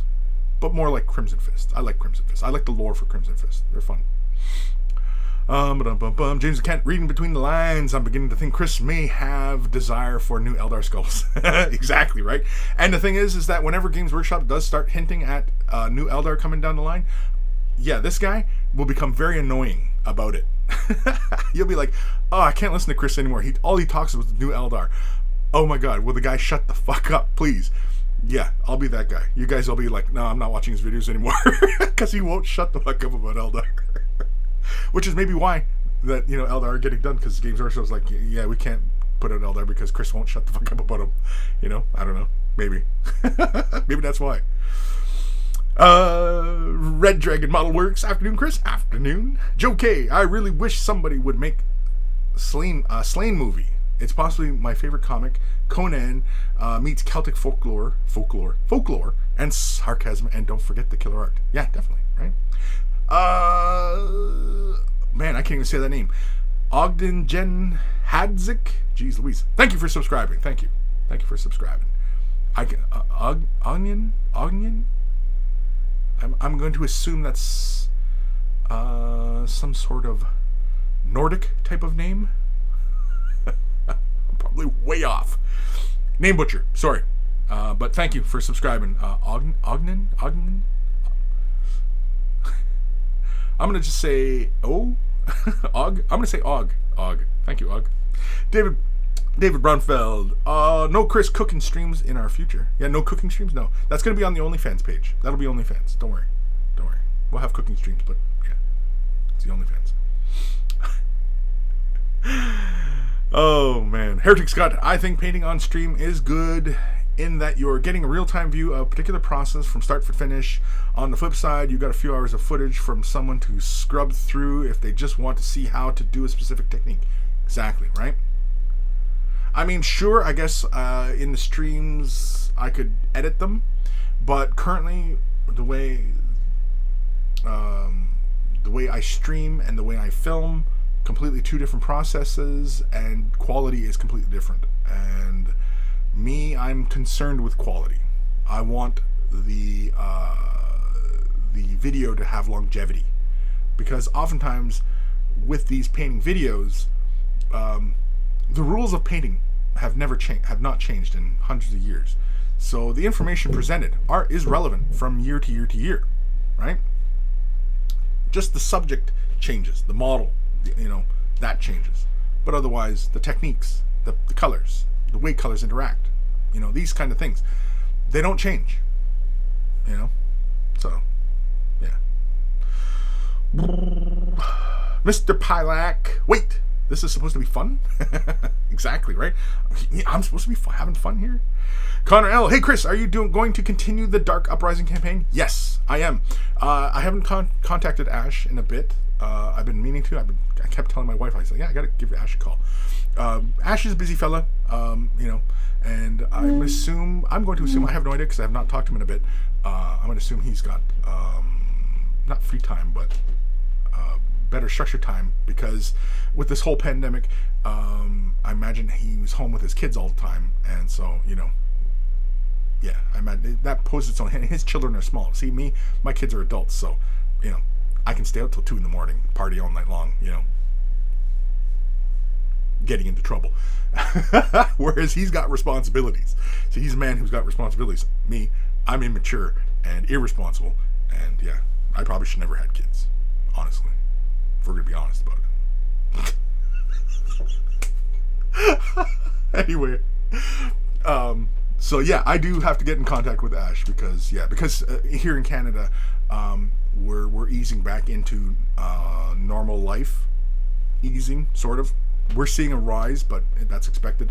But yeah, his kids, I think, are going back to school. I believe so. I don't know. I haven't talked to him, so I don't know. But yes, that's the plan. We're going to get back into it. I don't know if we're going to jump back in, because I kind of forget where we were. I kind of forget what happened. So we might have to start over again, which is fine, because I have more models now at my disposal.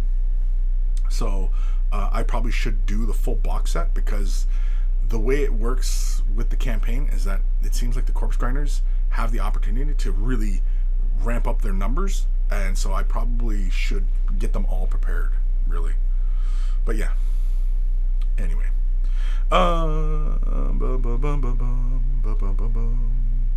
Dark Commission. Hi, Kris and Monkey Chumplings. Late to the show today. Well, welcome. Raziel, Kris. Talking of the Age of Spin, you can trace the modern version of this straight back to World War I, which is crazy. There's a lot of history of journalism, propaganda that has its roots there. Oh, definitely. As long as anybody's going to push their agenda. I mean, yeah. Yeah. And this history is a direct influence on what we see today. Definitely. It's definitely compounded by our use of social medias, though. And so much of what we're consuming these days on social media is complete horseshit, and it's probably bots. Most likely, the odds are high it's bots. No fucks given. Have you thought about doing some tabletop simulator streams? I'd love to do some battle royale, kill team, or Necromunda with a few people. I don't know. Mike, I don't know how well my computer would run it. I imagine it probably runs it just fine. I'm pretty sure. I use OS X. That's my operating system. So if I'm playing any kind of games, and I'm not sure. Now, mind you, what I've seen, I know there's a few people who stream games of it. I don't care for it. The streaming aspect of it. I prefer seeing the tabletop. And there's another channel. I'm pretty sure they're relatively new, but they've been streaming their games live, and they're doing a fantastic job. and it's great quality. And these guys are pretty interesting to watch, and they're fairly informative. They seem to know the rules really well. You know, I'm trying to think what the hell their name is. God damn it, what's their name? They do streams all the time. What the hell's that? Come on. You guys know who I'm talking about here. You have to know who I'm talking about. Their logo is purple with a crown. You know who I'm talking about, god damn it. Anyway, they do really great live streams. And their videos are really good and entertaining, and and yeah. And their tables are Tabletop Titans. Thank you, no fucks given. Yeah, Tabletop Titans. Really fantastic videos. Play On. They do really great videos, but they don't do the live streaming, which is fine. Really well constructed videos and really flashy. It has a really nice style to them. And yeah, Tabletop Titan Tabletop Titans. Yeah, I'm pretty sure that's who I'm talking about. Tabletop. Yeah, thank you, Raziel. Yeah, Tabletop Titans. I'm pretty sure those are the guys. Their logo is purple and it's got a crown. Yeah. Anyway, really fantastic videos they do. And they're and they're interesting, and it's well shot. It looks good, and I'd rather watch that if I'm watching a battle report, which I've tuned into them once or twice. I don't really watch battle reports, but I've watched the ones that are streaming on Twitch who do the Tabletop Simulator. I could not get into it. I don't know. I don't know if it was the presenters or if it was the digital aspect of it all. I didn't care for it. I'd rather much tune in to watching actual tabletop gameplay. Yeah. Anywho, James Kent, Corpse Grinders. There's a great old BB show called The Thick of It that is all about spin. Great show. Interesting. Yeah. Country Gaming of ND. Speaking of Necromunda, what do you think of the new Escher minis? I like them. And same with the Orlok ones. I don't know why Buddy's got a jetpack though in the Orloks, but whatever. I like Corpse Grinders, man. I've just become all about the Corpse Grinders. I mean, I used to play Chaos way back in the day, and Corpse Grinders, they're more akin to like a Khorne army, which I'm not. Khorne's not my god. My god's Nurgle, and yeah. I'm kind of curious now if we'll see in Necromunda, we'll see different cults, right? Because if the Corpse Grinders are more like a Khorne cult, which they pretty much are, that's really cool. Would we see a Necromunda Nurgle cult? Would we see a Slaanesh cult? Would we see a Tzeentch cult, right? That would be cool. That'd be interesting to throw in some new factions, and of course keep it all linked to 40k, and you know what I mean? Like, that'd be really cool. Yeah. That's all I have to say about that. TH. We can't play the new Necromunda on Mac. Yeah, that's fine. I mean, it looks cool. I think it comes out for Xbox. I have an Xbox, so I can play it on the Xbox, and I can stream that if I wanted to. I've done game streams before off the Xbox, and it does it just fine. I have the Xbox X, I think, and then there's the new Xbox coming out, which is apparently on my son's must-have list. So, yeah, we'll probably get one of those.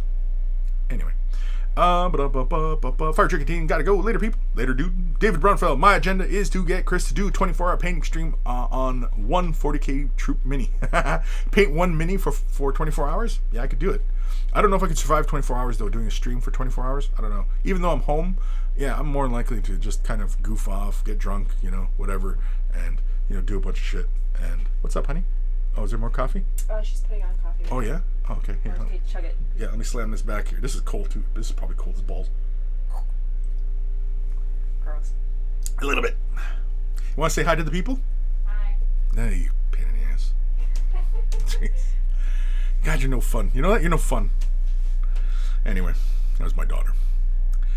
No fucks given. The Hawaiian shirt guy and the sweater guy. I don't know what we're talking about there. I missed that. Country Gaming. I always want to say No Country Gaming, because No Country for Old Men, but it's a good movie. Why does Slaanesh get no love? It seems ironic, doesn't it? Why doesn't Slaanesh get no love? Why? God of love. It's not love. It's God of hedonism. Heretic Scott, I gotta get chow, so I might miss my email. Yeah, you might miss it. You might. Yeah, holy man. You guys keep sending in more emails. God dang it. Connor L. I heard new Necromunda game was buggy and AI was only loved by mother. What? The game is buggy? Well, sure. I mean, the game's always going to be buggy. Games, whenever they come out, are always buggy. People are always going to bitch about buggy games when they first come out. What game comes out that everybody goes, geez, this is perfect. There is no exploits. There's nothing wrong with this game. What game ever has that title? Has anybody ever said that? This game is perfect in every way. Doesn't exist. And I don't know why anybody's shocked when they say buggy. Because anything created by man is going to have flaws. Why? Because man is not perfect. Man can't create perfection. Perfection is an ideal that's unattainable. And this philosophy goes along with your painting as well. Do not wait around for perfection. Do not wait for something to become perfect. It's not going to happen. Perfection does not exist. We cannot create perfection. That is just within the character of the universe. That perfection can exist. That this entire universe is perfection. We can't create universes, can we? I don't know. But if we created a universe, it would be imperfect and awful. Because we are not perfect beings.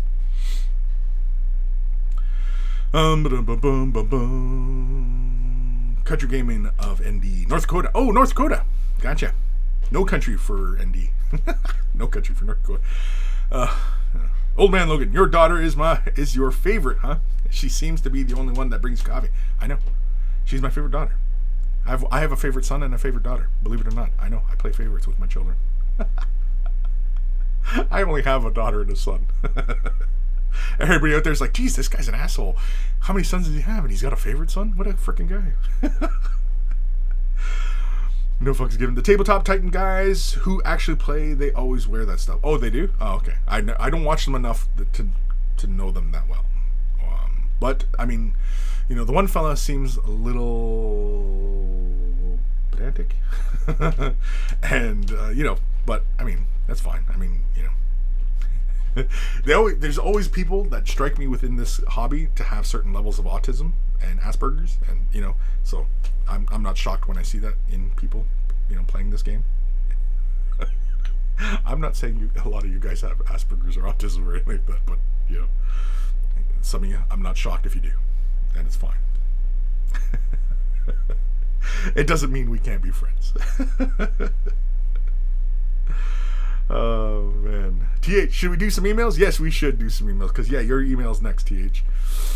Russ Sandbags, where do you recommend getting paint supplies in Canada? Paint supplies? I like Curry's.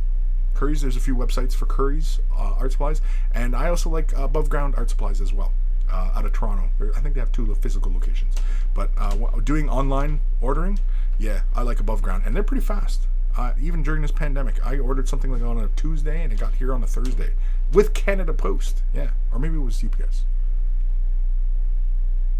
I can't remember. But anyway, yeah. So for art supplies, I like Curry's or Above Ground in Canada, because I'm in Canada.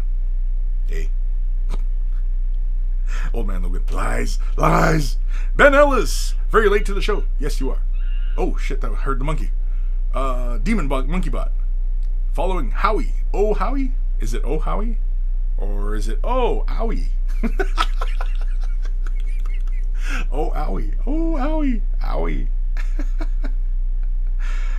Oh shit. Go Starman. Burgers in your ass. Sounds good to me.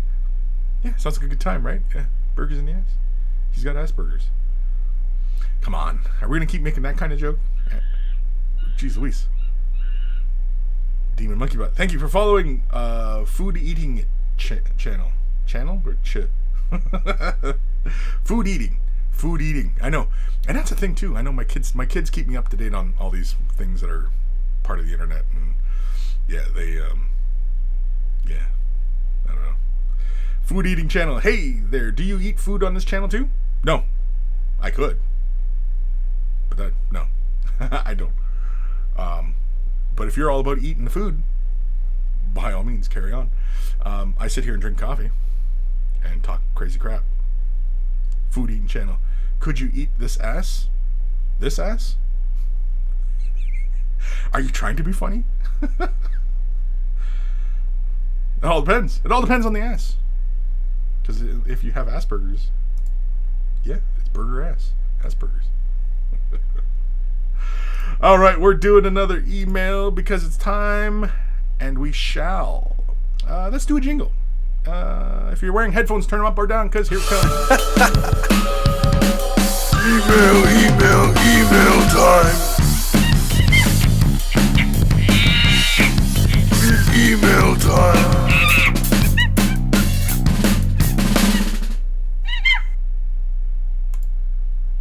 This one is from our good buddy TH.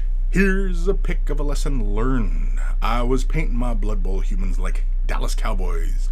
Dark marine blue, white, and silver. I had already painted my dark elves like the Seahawks with dark navy blue and gray and green, but I figured I could get away with it.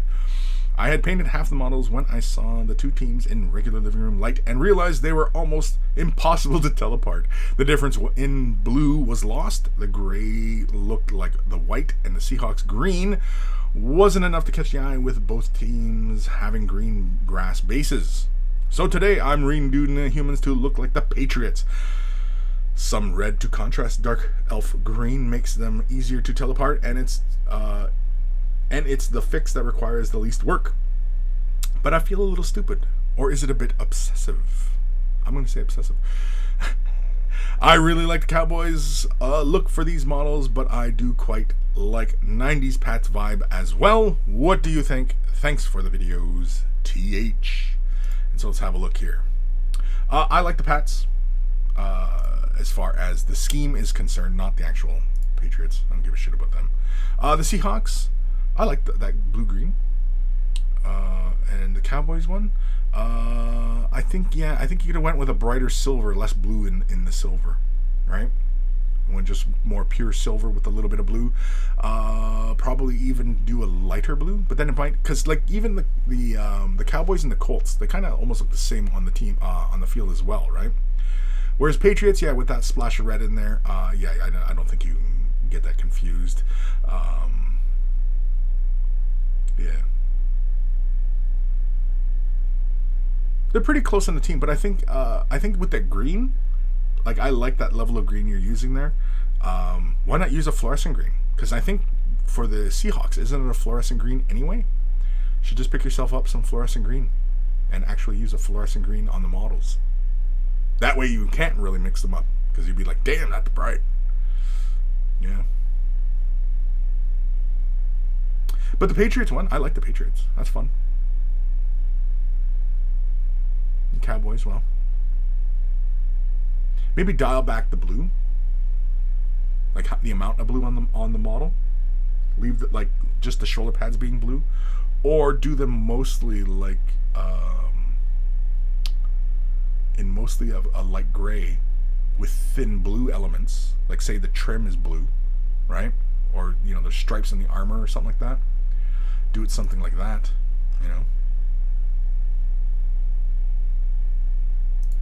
So, yeah.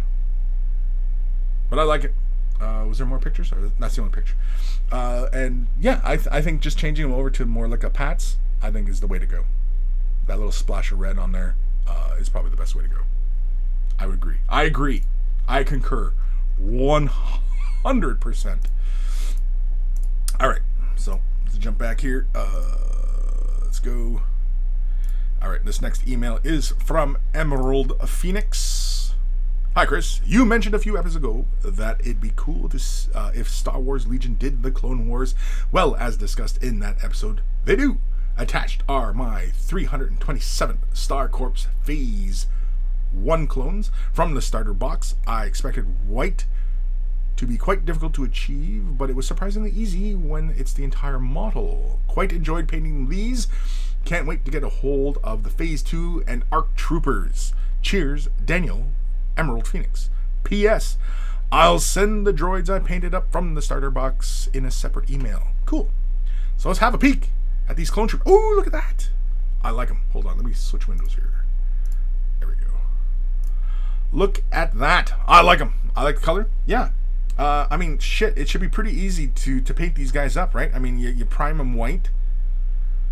I mean, even if you're using Citadel contrast to do this, you can bang these out really, really fast. even just regular colors. You prime them white. You break a gray into a shade wash. Give it a quick wash. Reestablish some white on the high points. Come in with a black, thinned out. Apply it, right? And then you hit that with the yellow. Done. Done. Yeah, these look good. That's fun. Yeah, this is fun. Really good work. I don't know if you did use contrasts or if you use regular old paints. I have no idea. Nice and clean. Yeah, and I mean, like, you know, sure, you could push the shadows and stuff like that and blah, blah, blah. But I don't think it's necessary, especially if you're just going for tabletop and just getting these guys done, you know? If your goal is just to get them done, yeah, you succeeded, in my opinion. Because they're done. And they look good.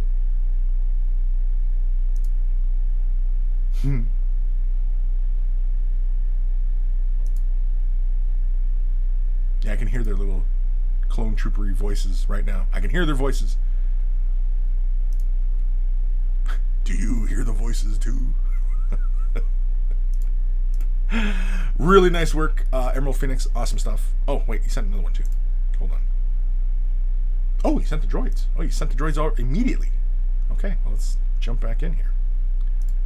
So, hi Kris, here is the B1 Battle Droids from the Clone Wars starter box set. I did originally paint them in the classic droid scheme we see in the films and the Clone Wars, but it looked too plain to me, so I jazzed them up a bit and added green to them, fitting in with the jungle planet that the clones are fighting on.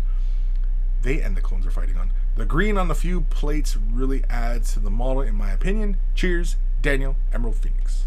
So let's have a look at the battle droids. Roger, roger. I like them. Hold on, let me switch windows here. Here we go. Yeah, I like them. The green does really help. Could have went with like the Genosian color scheme as well. That really kind of ruddy terracotta color. Roger, roger. And I mean, anytime you're playing with these on the tabletop, guaranteed you're making that sound every time. How could you not? How could you not play battle droids and not make the sound of the droids every time? To annoying levels. To annoying levels. Just like, hey buddy, yeah, I get it. Yes, they're droids. Roger, roger, I get it. Shut the fuck up about the roger, roger.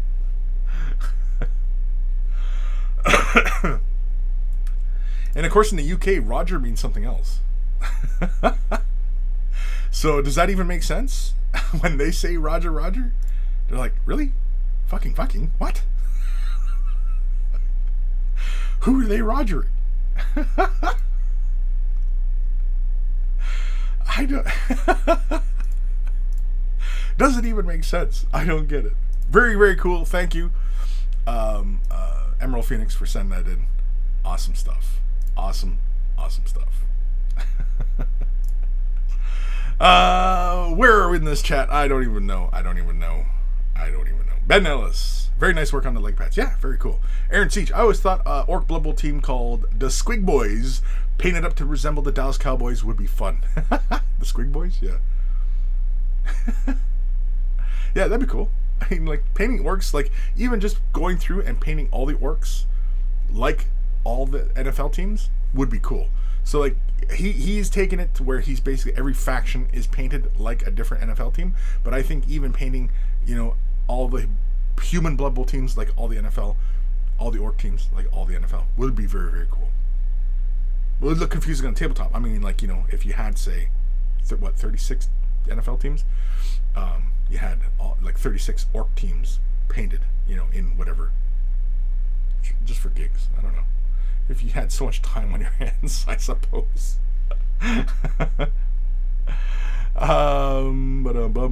TH, I had the thought about painting the new Nobles team like the Pats, so now I don't know what to do. Oh yeah, them as the Pats. Yeah, that kind of seems appropriate, right? Shit.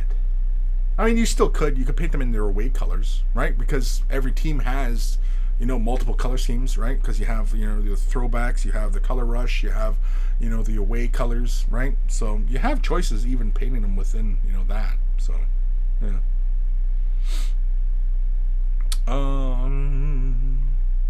Emerald Phoenix. I painted the clones exactly as described. Oh, really? Okay. Oh, awesome. Yeah. Disco Duke. There he is. Hey, Kris. Managed to catch the show. End of the show. Think the film that was mentioned last week about the barbed wire coming to life could have been X-Men when Magneto was controlling it. Barbed wire coming to life. Is that what we were talking about? I don't even remember that conversation though. I remember that we were talking about the barbed wire coming to life, but yeah. I don't even remember. Yeah, you could be right though, Disco. Yeah, you could be right. James Kent, I was looking for some droids. I am sure whether these ones are the correct droids or some quote like that. These are the droids you're looking for, right? Disco Duke, I always catch up during the week when I've missed the show. Loving the new content, by the way. Awesome. Thank you. Emerald Phoenix, quoting clones or saying Roger Roger is mandatory while playing. Yeah, to annoying levels, right? All right, it's your turn. It's time for your droids. All right, Roger Roger, Roger Roger, Roger Roger Roger. You know what I mean? And yeah. It'd be pretty played out, I think, by the end. You'd be like, shut the fuck up. Ben Ellis, careful who you Roger. Roger. Roger, Roger, Roger that, Roger. Evan Belleau, these droids are going to give you a right Rogering. Roger, Roger, Roger. Oh no. The droids have they got big droidy parts on them for Rogering. Roger, Roger, Roger. There's a lot of Rogering going on. Aaron Siege. I'm willing to bet somewhere someone has built and painted 36 Blood Bowl teams to represent all the NFL teams. Well, yeah, I mean, TH is obviously working on that. But painted, like, say, got 36 Orc teams and painted them, like, all the teams? Yeah. Could you do a team that was everyone looked like an NFL team? I think that'd visually be just kind of conflicting, right? Because the team's supposed to be, kind of unified in its appearance, right? So it'd be kind of bleh. Yeah. Yeah, that'd be kind of annoying. Alrighty, let's do another email, because what time we at? Holy crap, we're 14 minutes already over time? Really? Really? Really? This one is from our good buddy Lewis. Lewis. Hello, once again, Monkey Lord. After many hours, I have finished my backlog of Necrons, which I abandoned back in 2015, I believe. Back then, I wasn't really aware of all the helpful communities I feel part of now, and it has encouraged me to keep progressing and improving. I have been miniature painting regularly now for over a year already, and I am pleased with my progress so far. Good. Just for fun, I included an image of my first ever painted models. I have attempted to take a group image of my army. Well, not a great image due to lighting. It was nice to see my work all together in one picture. I have included a few extra pics of some of my favorite models, as well as pics of my last Necron unit. With the last unit, I wanted to make some interesting and unique characters. No clue what some of them would field as, but I was primarily going for cool factor with this group, so who cares? For some reason, I could not get the images to send in the correct order, so the gallery will be somewhat disorganized. Here's to many more years of hobbying. Thanks, as always, for your words of wisdom, Lewis, aka Heretic Scott. Let's have a look. Here's the Necrons. Here's the group shot of his Necrons, and of course, we've had a taste of these over the course of many months as he's shared these images. And of course, here's a nice full-on group shot. Very, very cool. And yeah, it feels cohesive. And it feels like a Necron force. It feels, like they're junk and and they're made of different parts, and they've got this, but they're all unified in their color scheme, right? With the yellow and the orange and the red elements, right? With the silver. Yeah, even like it has a cohesive vibe to it. And I don't see the one picture, dude. I only have one picture. Whoop, jeez, we're zooming in there. I scroll wheeling. I scroll. Did we see this guy with the purple? The Lord? Did we see him? I don't remember the Lord with the purple bits. Or maybe it was just so long ago that when you showed that. No, because I remember the warriors and these Praetorian duders. I remember some of those characters in the back, but the guy with the purple robes, I don't remember him. In the very back center, this guy right here. I don't remember him. Did we show him on Way the Brush? Did we? Did we? And I don't have any other images, dude. Unless of course you sent another email. Oh, geez Louise. No, it's because they're all, holy shit, dude. There's like 50 freaking images here. You crazy son of a bitch. You crazy bastard. Access denied. I can't look at them. I just clicked the link and I can't look at it. It's a bunch of dick pics, isn't it? You sent me a bunch of dick pics. Only the one image came through, Lewis. I don't know if you're still here or if you left. Oh, you are still here. You sent the Lord a while back. Yeah, okay. Yeah. Because, dude, yeah, I clicked them. And it says access denied. Access denied. Okay. Well, you got my hopes up there, Lewis. Good job. Good job, Lewis. Good job. Tugging at my heart. Ah, fuck, I'll resend them. Yeah. Bleep bloop. Am I late to the show? You're always late to the show because it's at 12 o'clock p.m. Eastern Standard Time. GMT -5. Or is it -4 yet? Is it -5 or -4? I don't know. GMT? I don't know. I don't know. Are you Star Wars? Ben Ellis, Kris got rogered.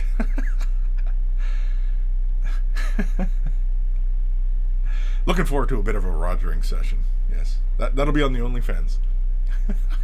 In fact,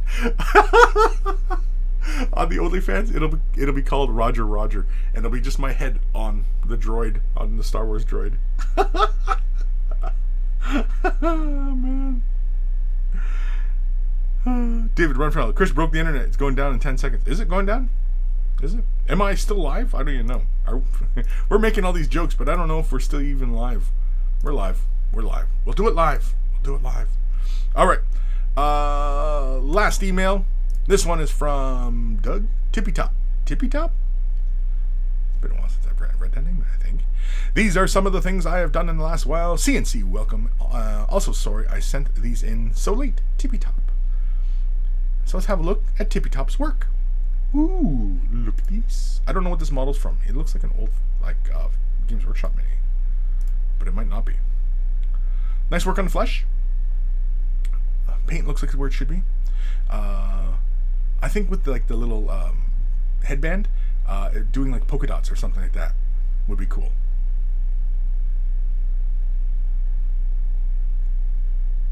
Looks like it's like an old pewter model. Yeah, see, like his headband, he's got the stripes. Yeah, and he's got the bifurcated pants. Cool. Yeah, I like him.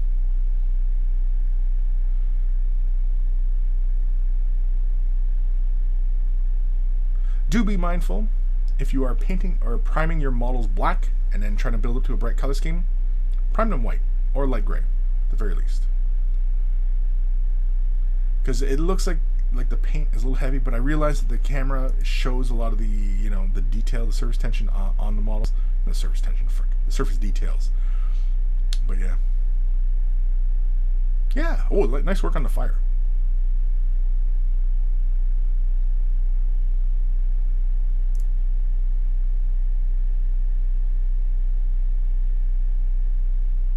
Really nice work. Nice and clean.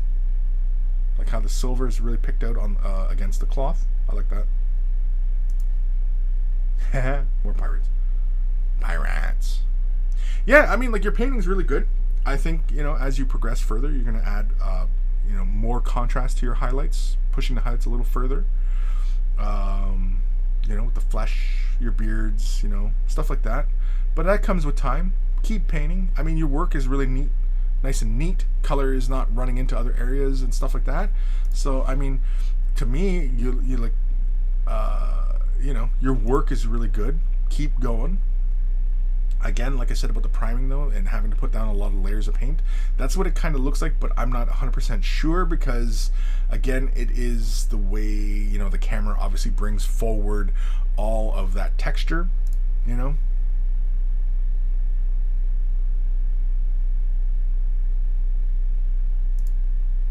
If you are priming black, I would stop, especially because of how bright these models are ending up.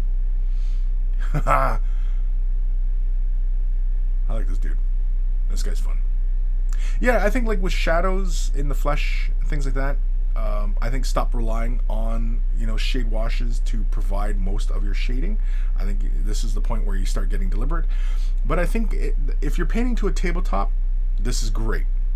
But if you're looking to improve to the point where, you know, you're starting to, you know, where you want to get judged on your painting and stuff like that, yeah, start being more deliberate where the shadows are and things of that nature. He's got bum. He's bum. It's interesting how you did that edge on that blade in a gold. Or is that the way the light is? No, it looks like you painted it like that. Yeah, it's painted. That's very interesting.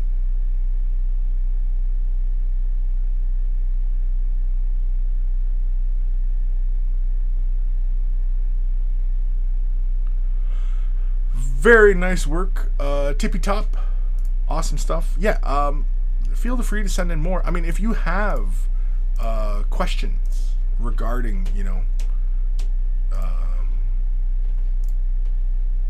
getting better and things of that nature, you know, feel free to ask, because that way I can, you know, offer a bit more advice as far as like where you feel that you're going with your painting. I mean, it looks good. It looks good. Tippy top. I don't know. Are you here in the chat today? Well, you sent that email, but I don't know if you're here, if you're just lurking. But yeah. But no, I mean, like, your painting looks really good. It's clean. But I think, you know, obviously you can push the highlights further, and you know, like in the beard, pushing the highlights get brighter, becoming much more precise. And it looks like paint is where you want it, and so precision, I don't think is an obstacle for you. I think, you know, you just need to start pushing those highlights, pushing that contrast. You know, starting pushing the colors darker in the recesses, coming up brighter in the highlights, and you know. But yeah. Yeah, I just checked the link, Heretic Scott, and I got the image. But it's like I have to click each link. They're not as attachments in the email. I don't know what's going on. I don't know why it does that. Because whenever like you see the pictures in the email, that's how I like them, because then they're just right there and I can just, and it's just cycle through. Whereas right now, yeah, I have to individually click each link to view the image. And that's a pain in the ass. Yeah, because I can't cycle through these. Oh, wait. Never mind. I can. I'm an idiot. I'm an idiot. Ignore my previous statement. I'm an idiot. All right, so let's jump into the second part of Heretic Scott's email, because we missed all the images. So here is many photos. This is a big photo dump he's dropped on us. What time we at here? Holy cramoles, we're 25 minutes over time. So here we go. I like the guy with the cloak running over, like he's he almost looks like some sort of desert warrior, you know. Looks really cool. I like it. This guy's really cool. Yeah, we've seen this one, haven't we? Yeah, we've seen this. Yeah, because I remember the skulls. He's got the skulls on him. Yeah. Destroyer. Very cool. Yeah, the overall vibe of these guys is really fun.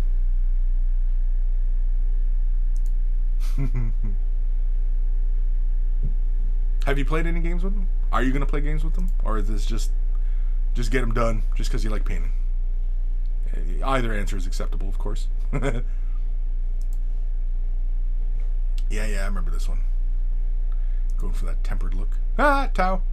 Now, these guys, these Tau, these are the ones that you painted like a long time ago? Yeah, I can see that. The paint looks a little heavy. No highlighting. But, to your credit, it's mostly accurate. Like, and I like that you went for the, the eyeballs, the eye lenses, You tried to go for panel separation, stuff like that. But the paint, yeah, looks fairly heavy.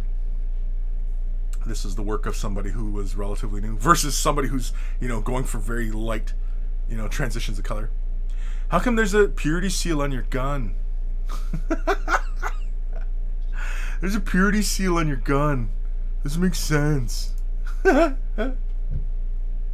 like that, the cloth. Is it supposed to be cloth or is it skin? No, it's cloth, right? Yeah. It looks like you painted it like cloth. Or maybe it's skin. I don't know. I can't remember.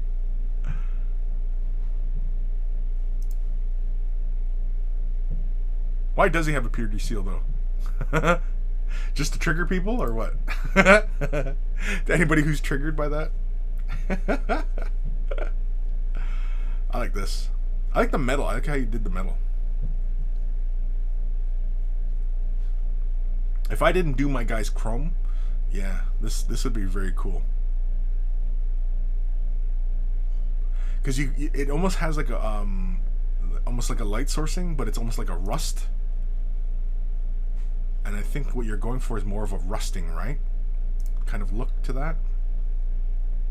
Because a fun one would be to do them like almost like they were like a bronze, and then have that patinaing.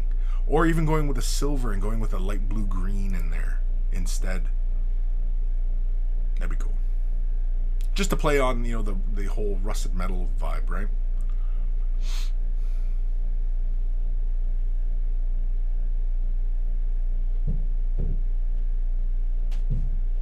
Really nice work, though. Nice control.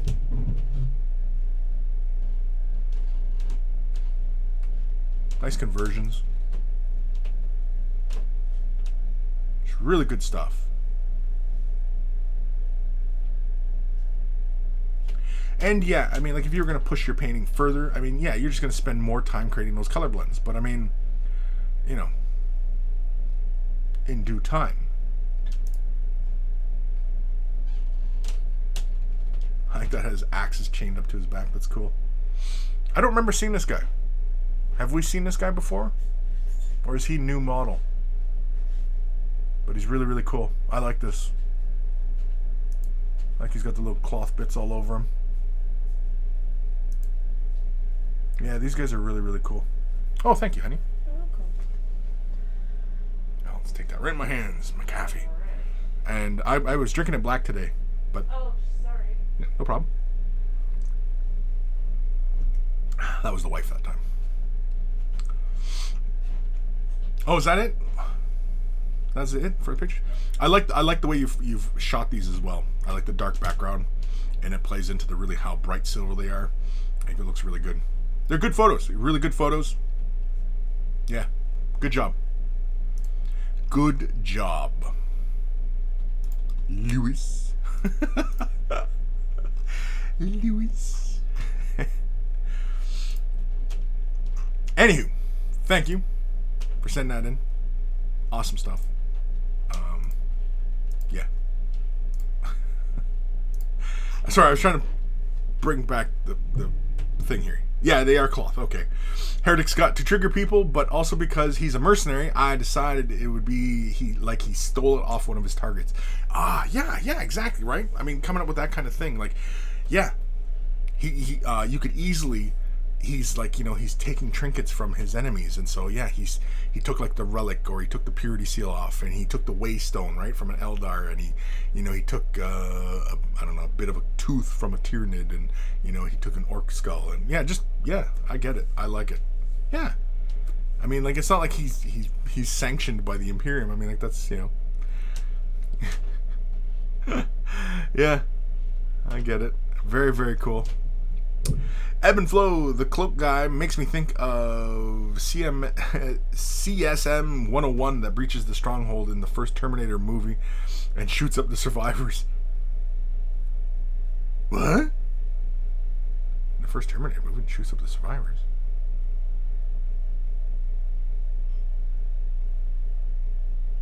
What? Oh! The one where he breaks into... Yeah, okay, I get you. Yeah.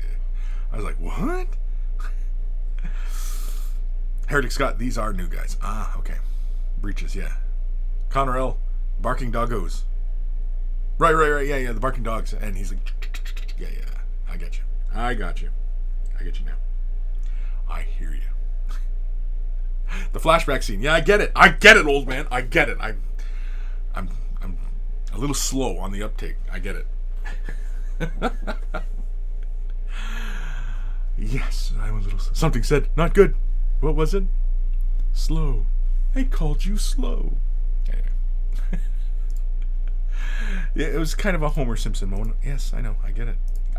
The next person who fucking tells me that it's from Terminator, in the scene where the Terminator breaches into where the survivors are. Yes, I fucking get it. The next person who says it is gonna get a fucking ban. He's gonna get banned from the chat. The Heretic Scott. The rifle on the Deathmark guy was also inspired by Mando. Added the extra shock stick into the end. Gotcha. Yeah, that's cool.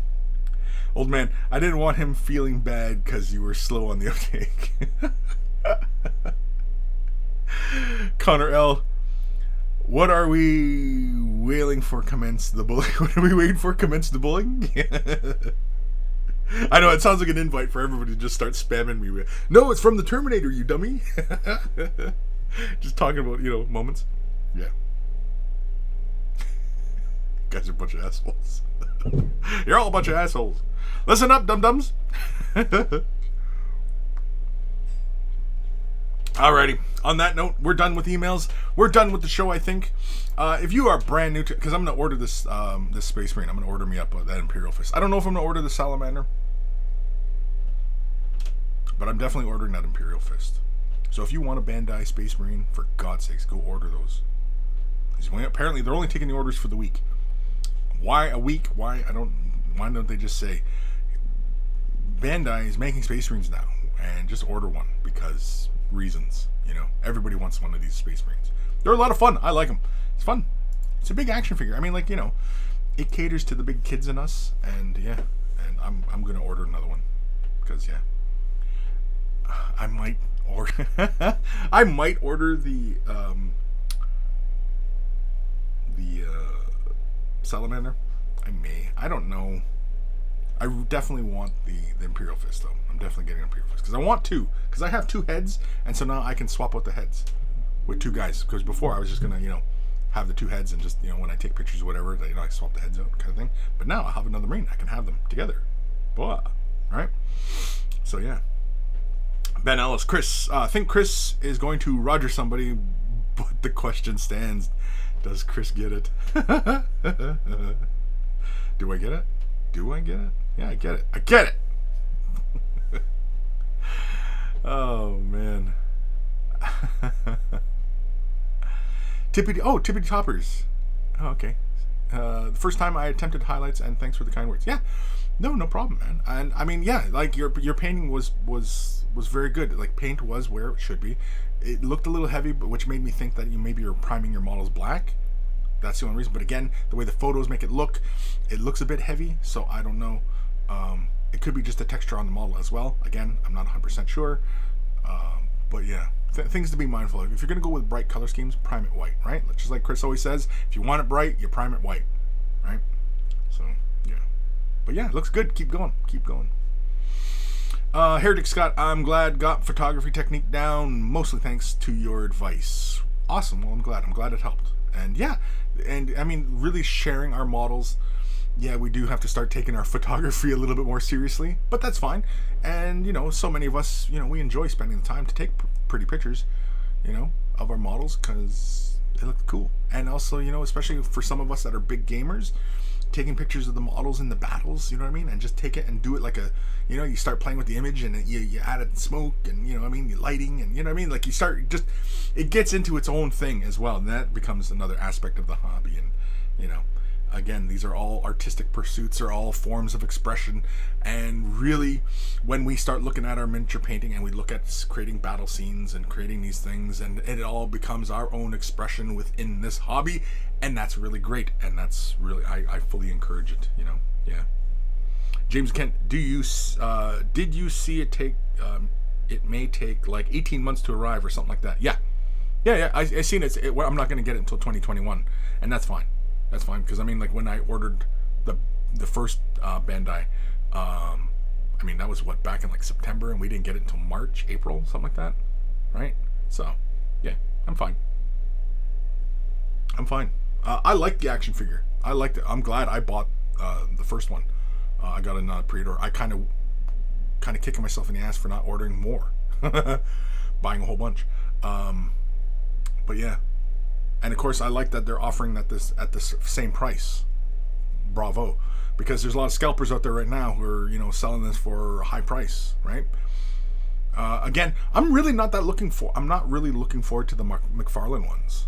I don't know, something about them just doesn't sit right with me. The Bandai Marine, fantastic. It's fantastic. I like it. I like it a lot. The McFarlane ones, I don't know. I like that they're doing more of the Xenos and stuff like that. That's fantastic. But the poses look a little funny. And are they going to be that kind of action figure plastic? Whereas the Bandai Marine, it's a hard plastic. It's more like they should have just sold us the Bandai Marine on sprues and let us put them together. Like, I don't understand why we can't have that kit. Like, why can't we have that as a kit? Because we could probably buy them for cheaper if they sold it as on sprue still, and we assemble it. We could get it cheaper because that price that we're paying, that's the assembly price. They're assembling that, right? So that's factored into the cost. We could probably get it down to like $60. In which case, I'd buy a shit ton of them. Yeah. If they were down to like $50, like what they sell, like the Star Wars Bandai kits, which is like $30 US. I'd buy a ton of these Space Marines, man.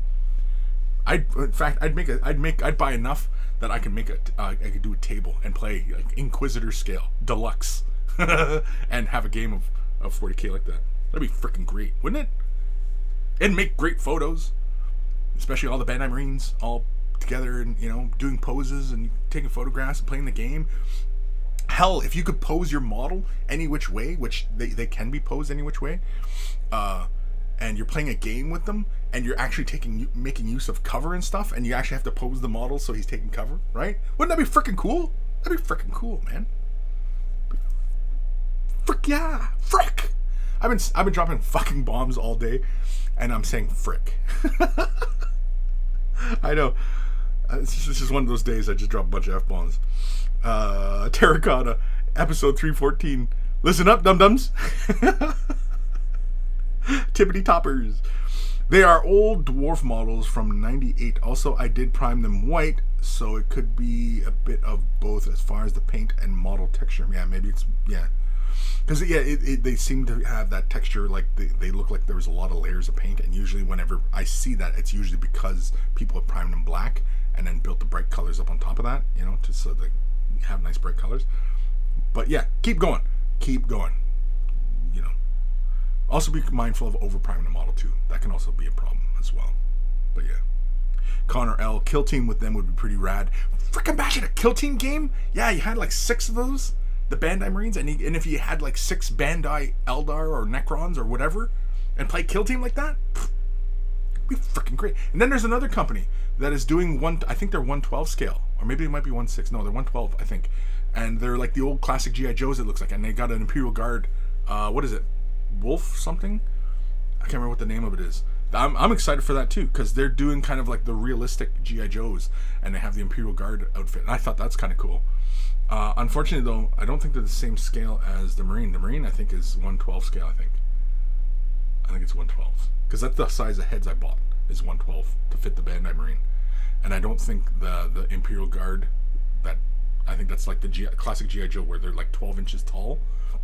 I think that's 1/6. I think it's 1/6 scale. But yeah.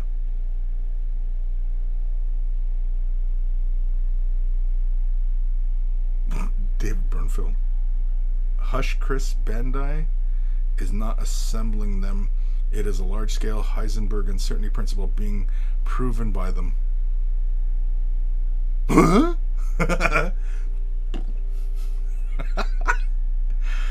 David, are you high? David, are you high? Are you fucking high right now, man? Because, man, you sound crazy. You sound crazy. I usually talk some crazy shit. You sound crazy. All right, if you're brand new to this hobby, you want some help with your particular technique, or maybe it's color scheme, or maybe it's, some aspect, maybe it's terminology, whatever it is, whatever your question is, feel free to ask it. I'm a person who believes in no dumb questions, so feel free to ask your questions. Send your questions to Kris@wayofthebrush.com. It is in the description below, as well as a link to wayofthebrush.com.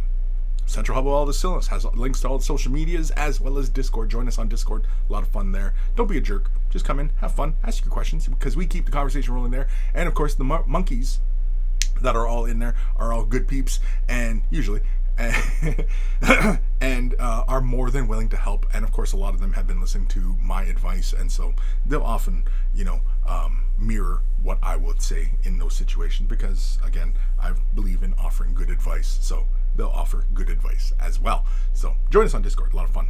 Also at wayofthebrush.com is links for t-shirts. Want to get yourself a t-shirt, look like a connoisseur of all that is good and holy in this world, they're wearing a Way of the Brush t-shirt. And of course, if you purchase yourself a shirt, send a picture of yourself tastefully in your shirt, and I will add it to the Monkey Shrine, which is also at wayofthebrush.com. Patreon, link for Patreon is also at wayofthebrush.com. Dubrush. wayofthebrush.com.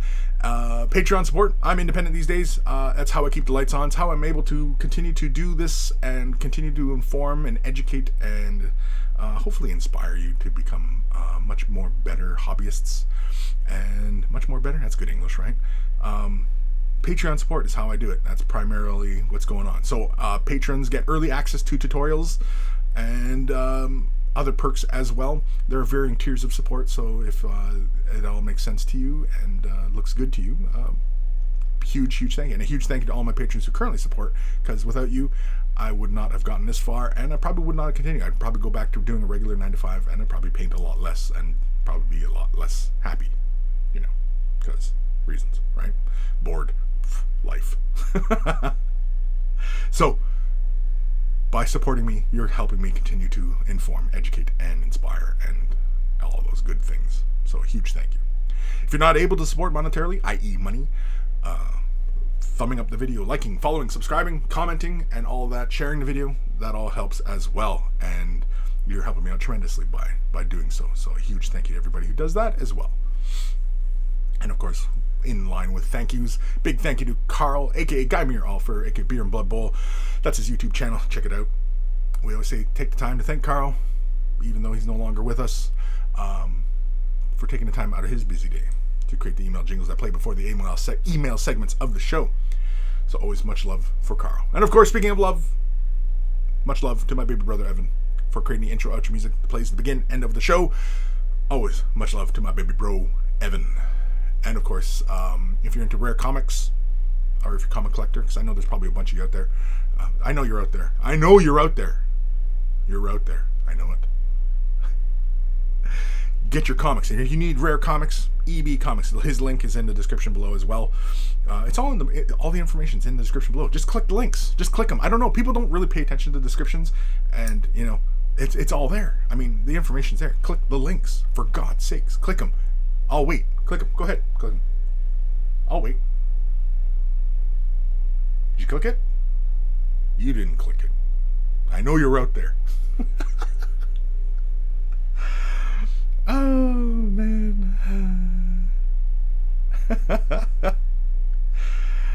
Great German. Did Kris just turn into Scooby-Doo? Did I turn into Scooby-Doo? Did something get brighter? Did that light get brighter? Am I freaking out? Am I high? David Brunfro, you never heard of the principle. The principle? The Heisenberg's uncertainty principle? I've heard of it plenty of times. Yeah. I've never heard of it. Are you accusing me? Samuel Sanfrantello. Hello, Kris. You and all you monkeys. I've been working on my first attempt at magnetizing a Space Marine. So far, so good. Cool. Send pics. See what you're doing. Yeah, sounds good. I've done a few magnetizing guides before. Last one I was thinking of was the Centurion. Remember the Space Marine in the Space Marine suit? And yeah, I was magnetizing the weapons for that. So yeah, Greg German, LOL. Did I just turn to Scooby-Doo? I don't know. Did I? I think you never heard of the principle? Yeah. And so Heisenberg's uncertainty principle? Yeah. I'm familiar with it. Yeah. Alright, I'm getting the hell out of here, man. Go enjoy the rest of your day. Stay safe during these uncertain times. And, just don't be an asshole. Be a force of goodness out there. Because this shit does come back to you.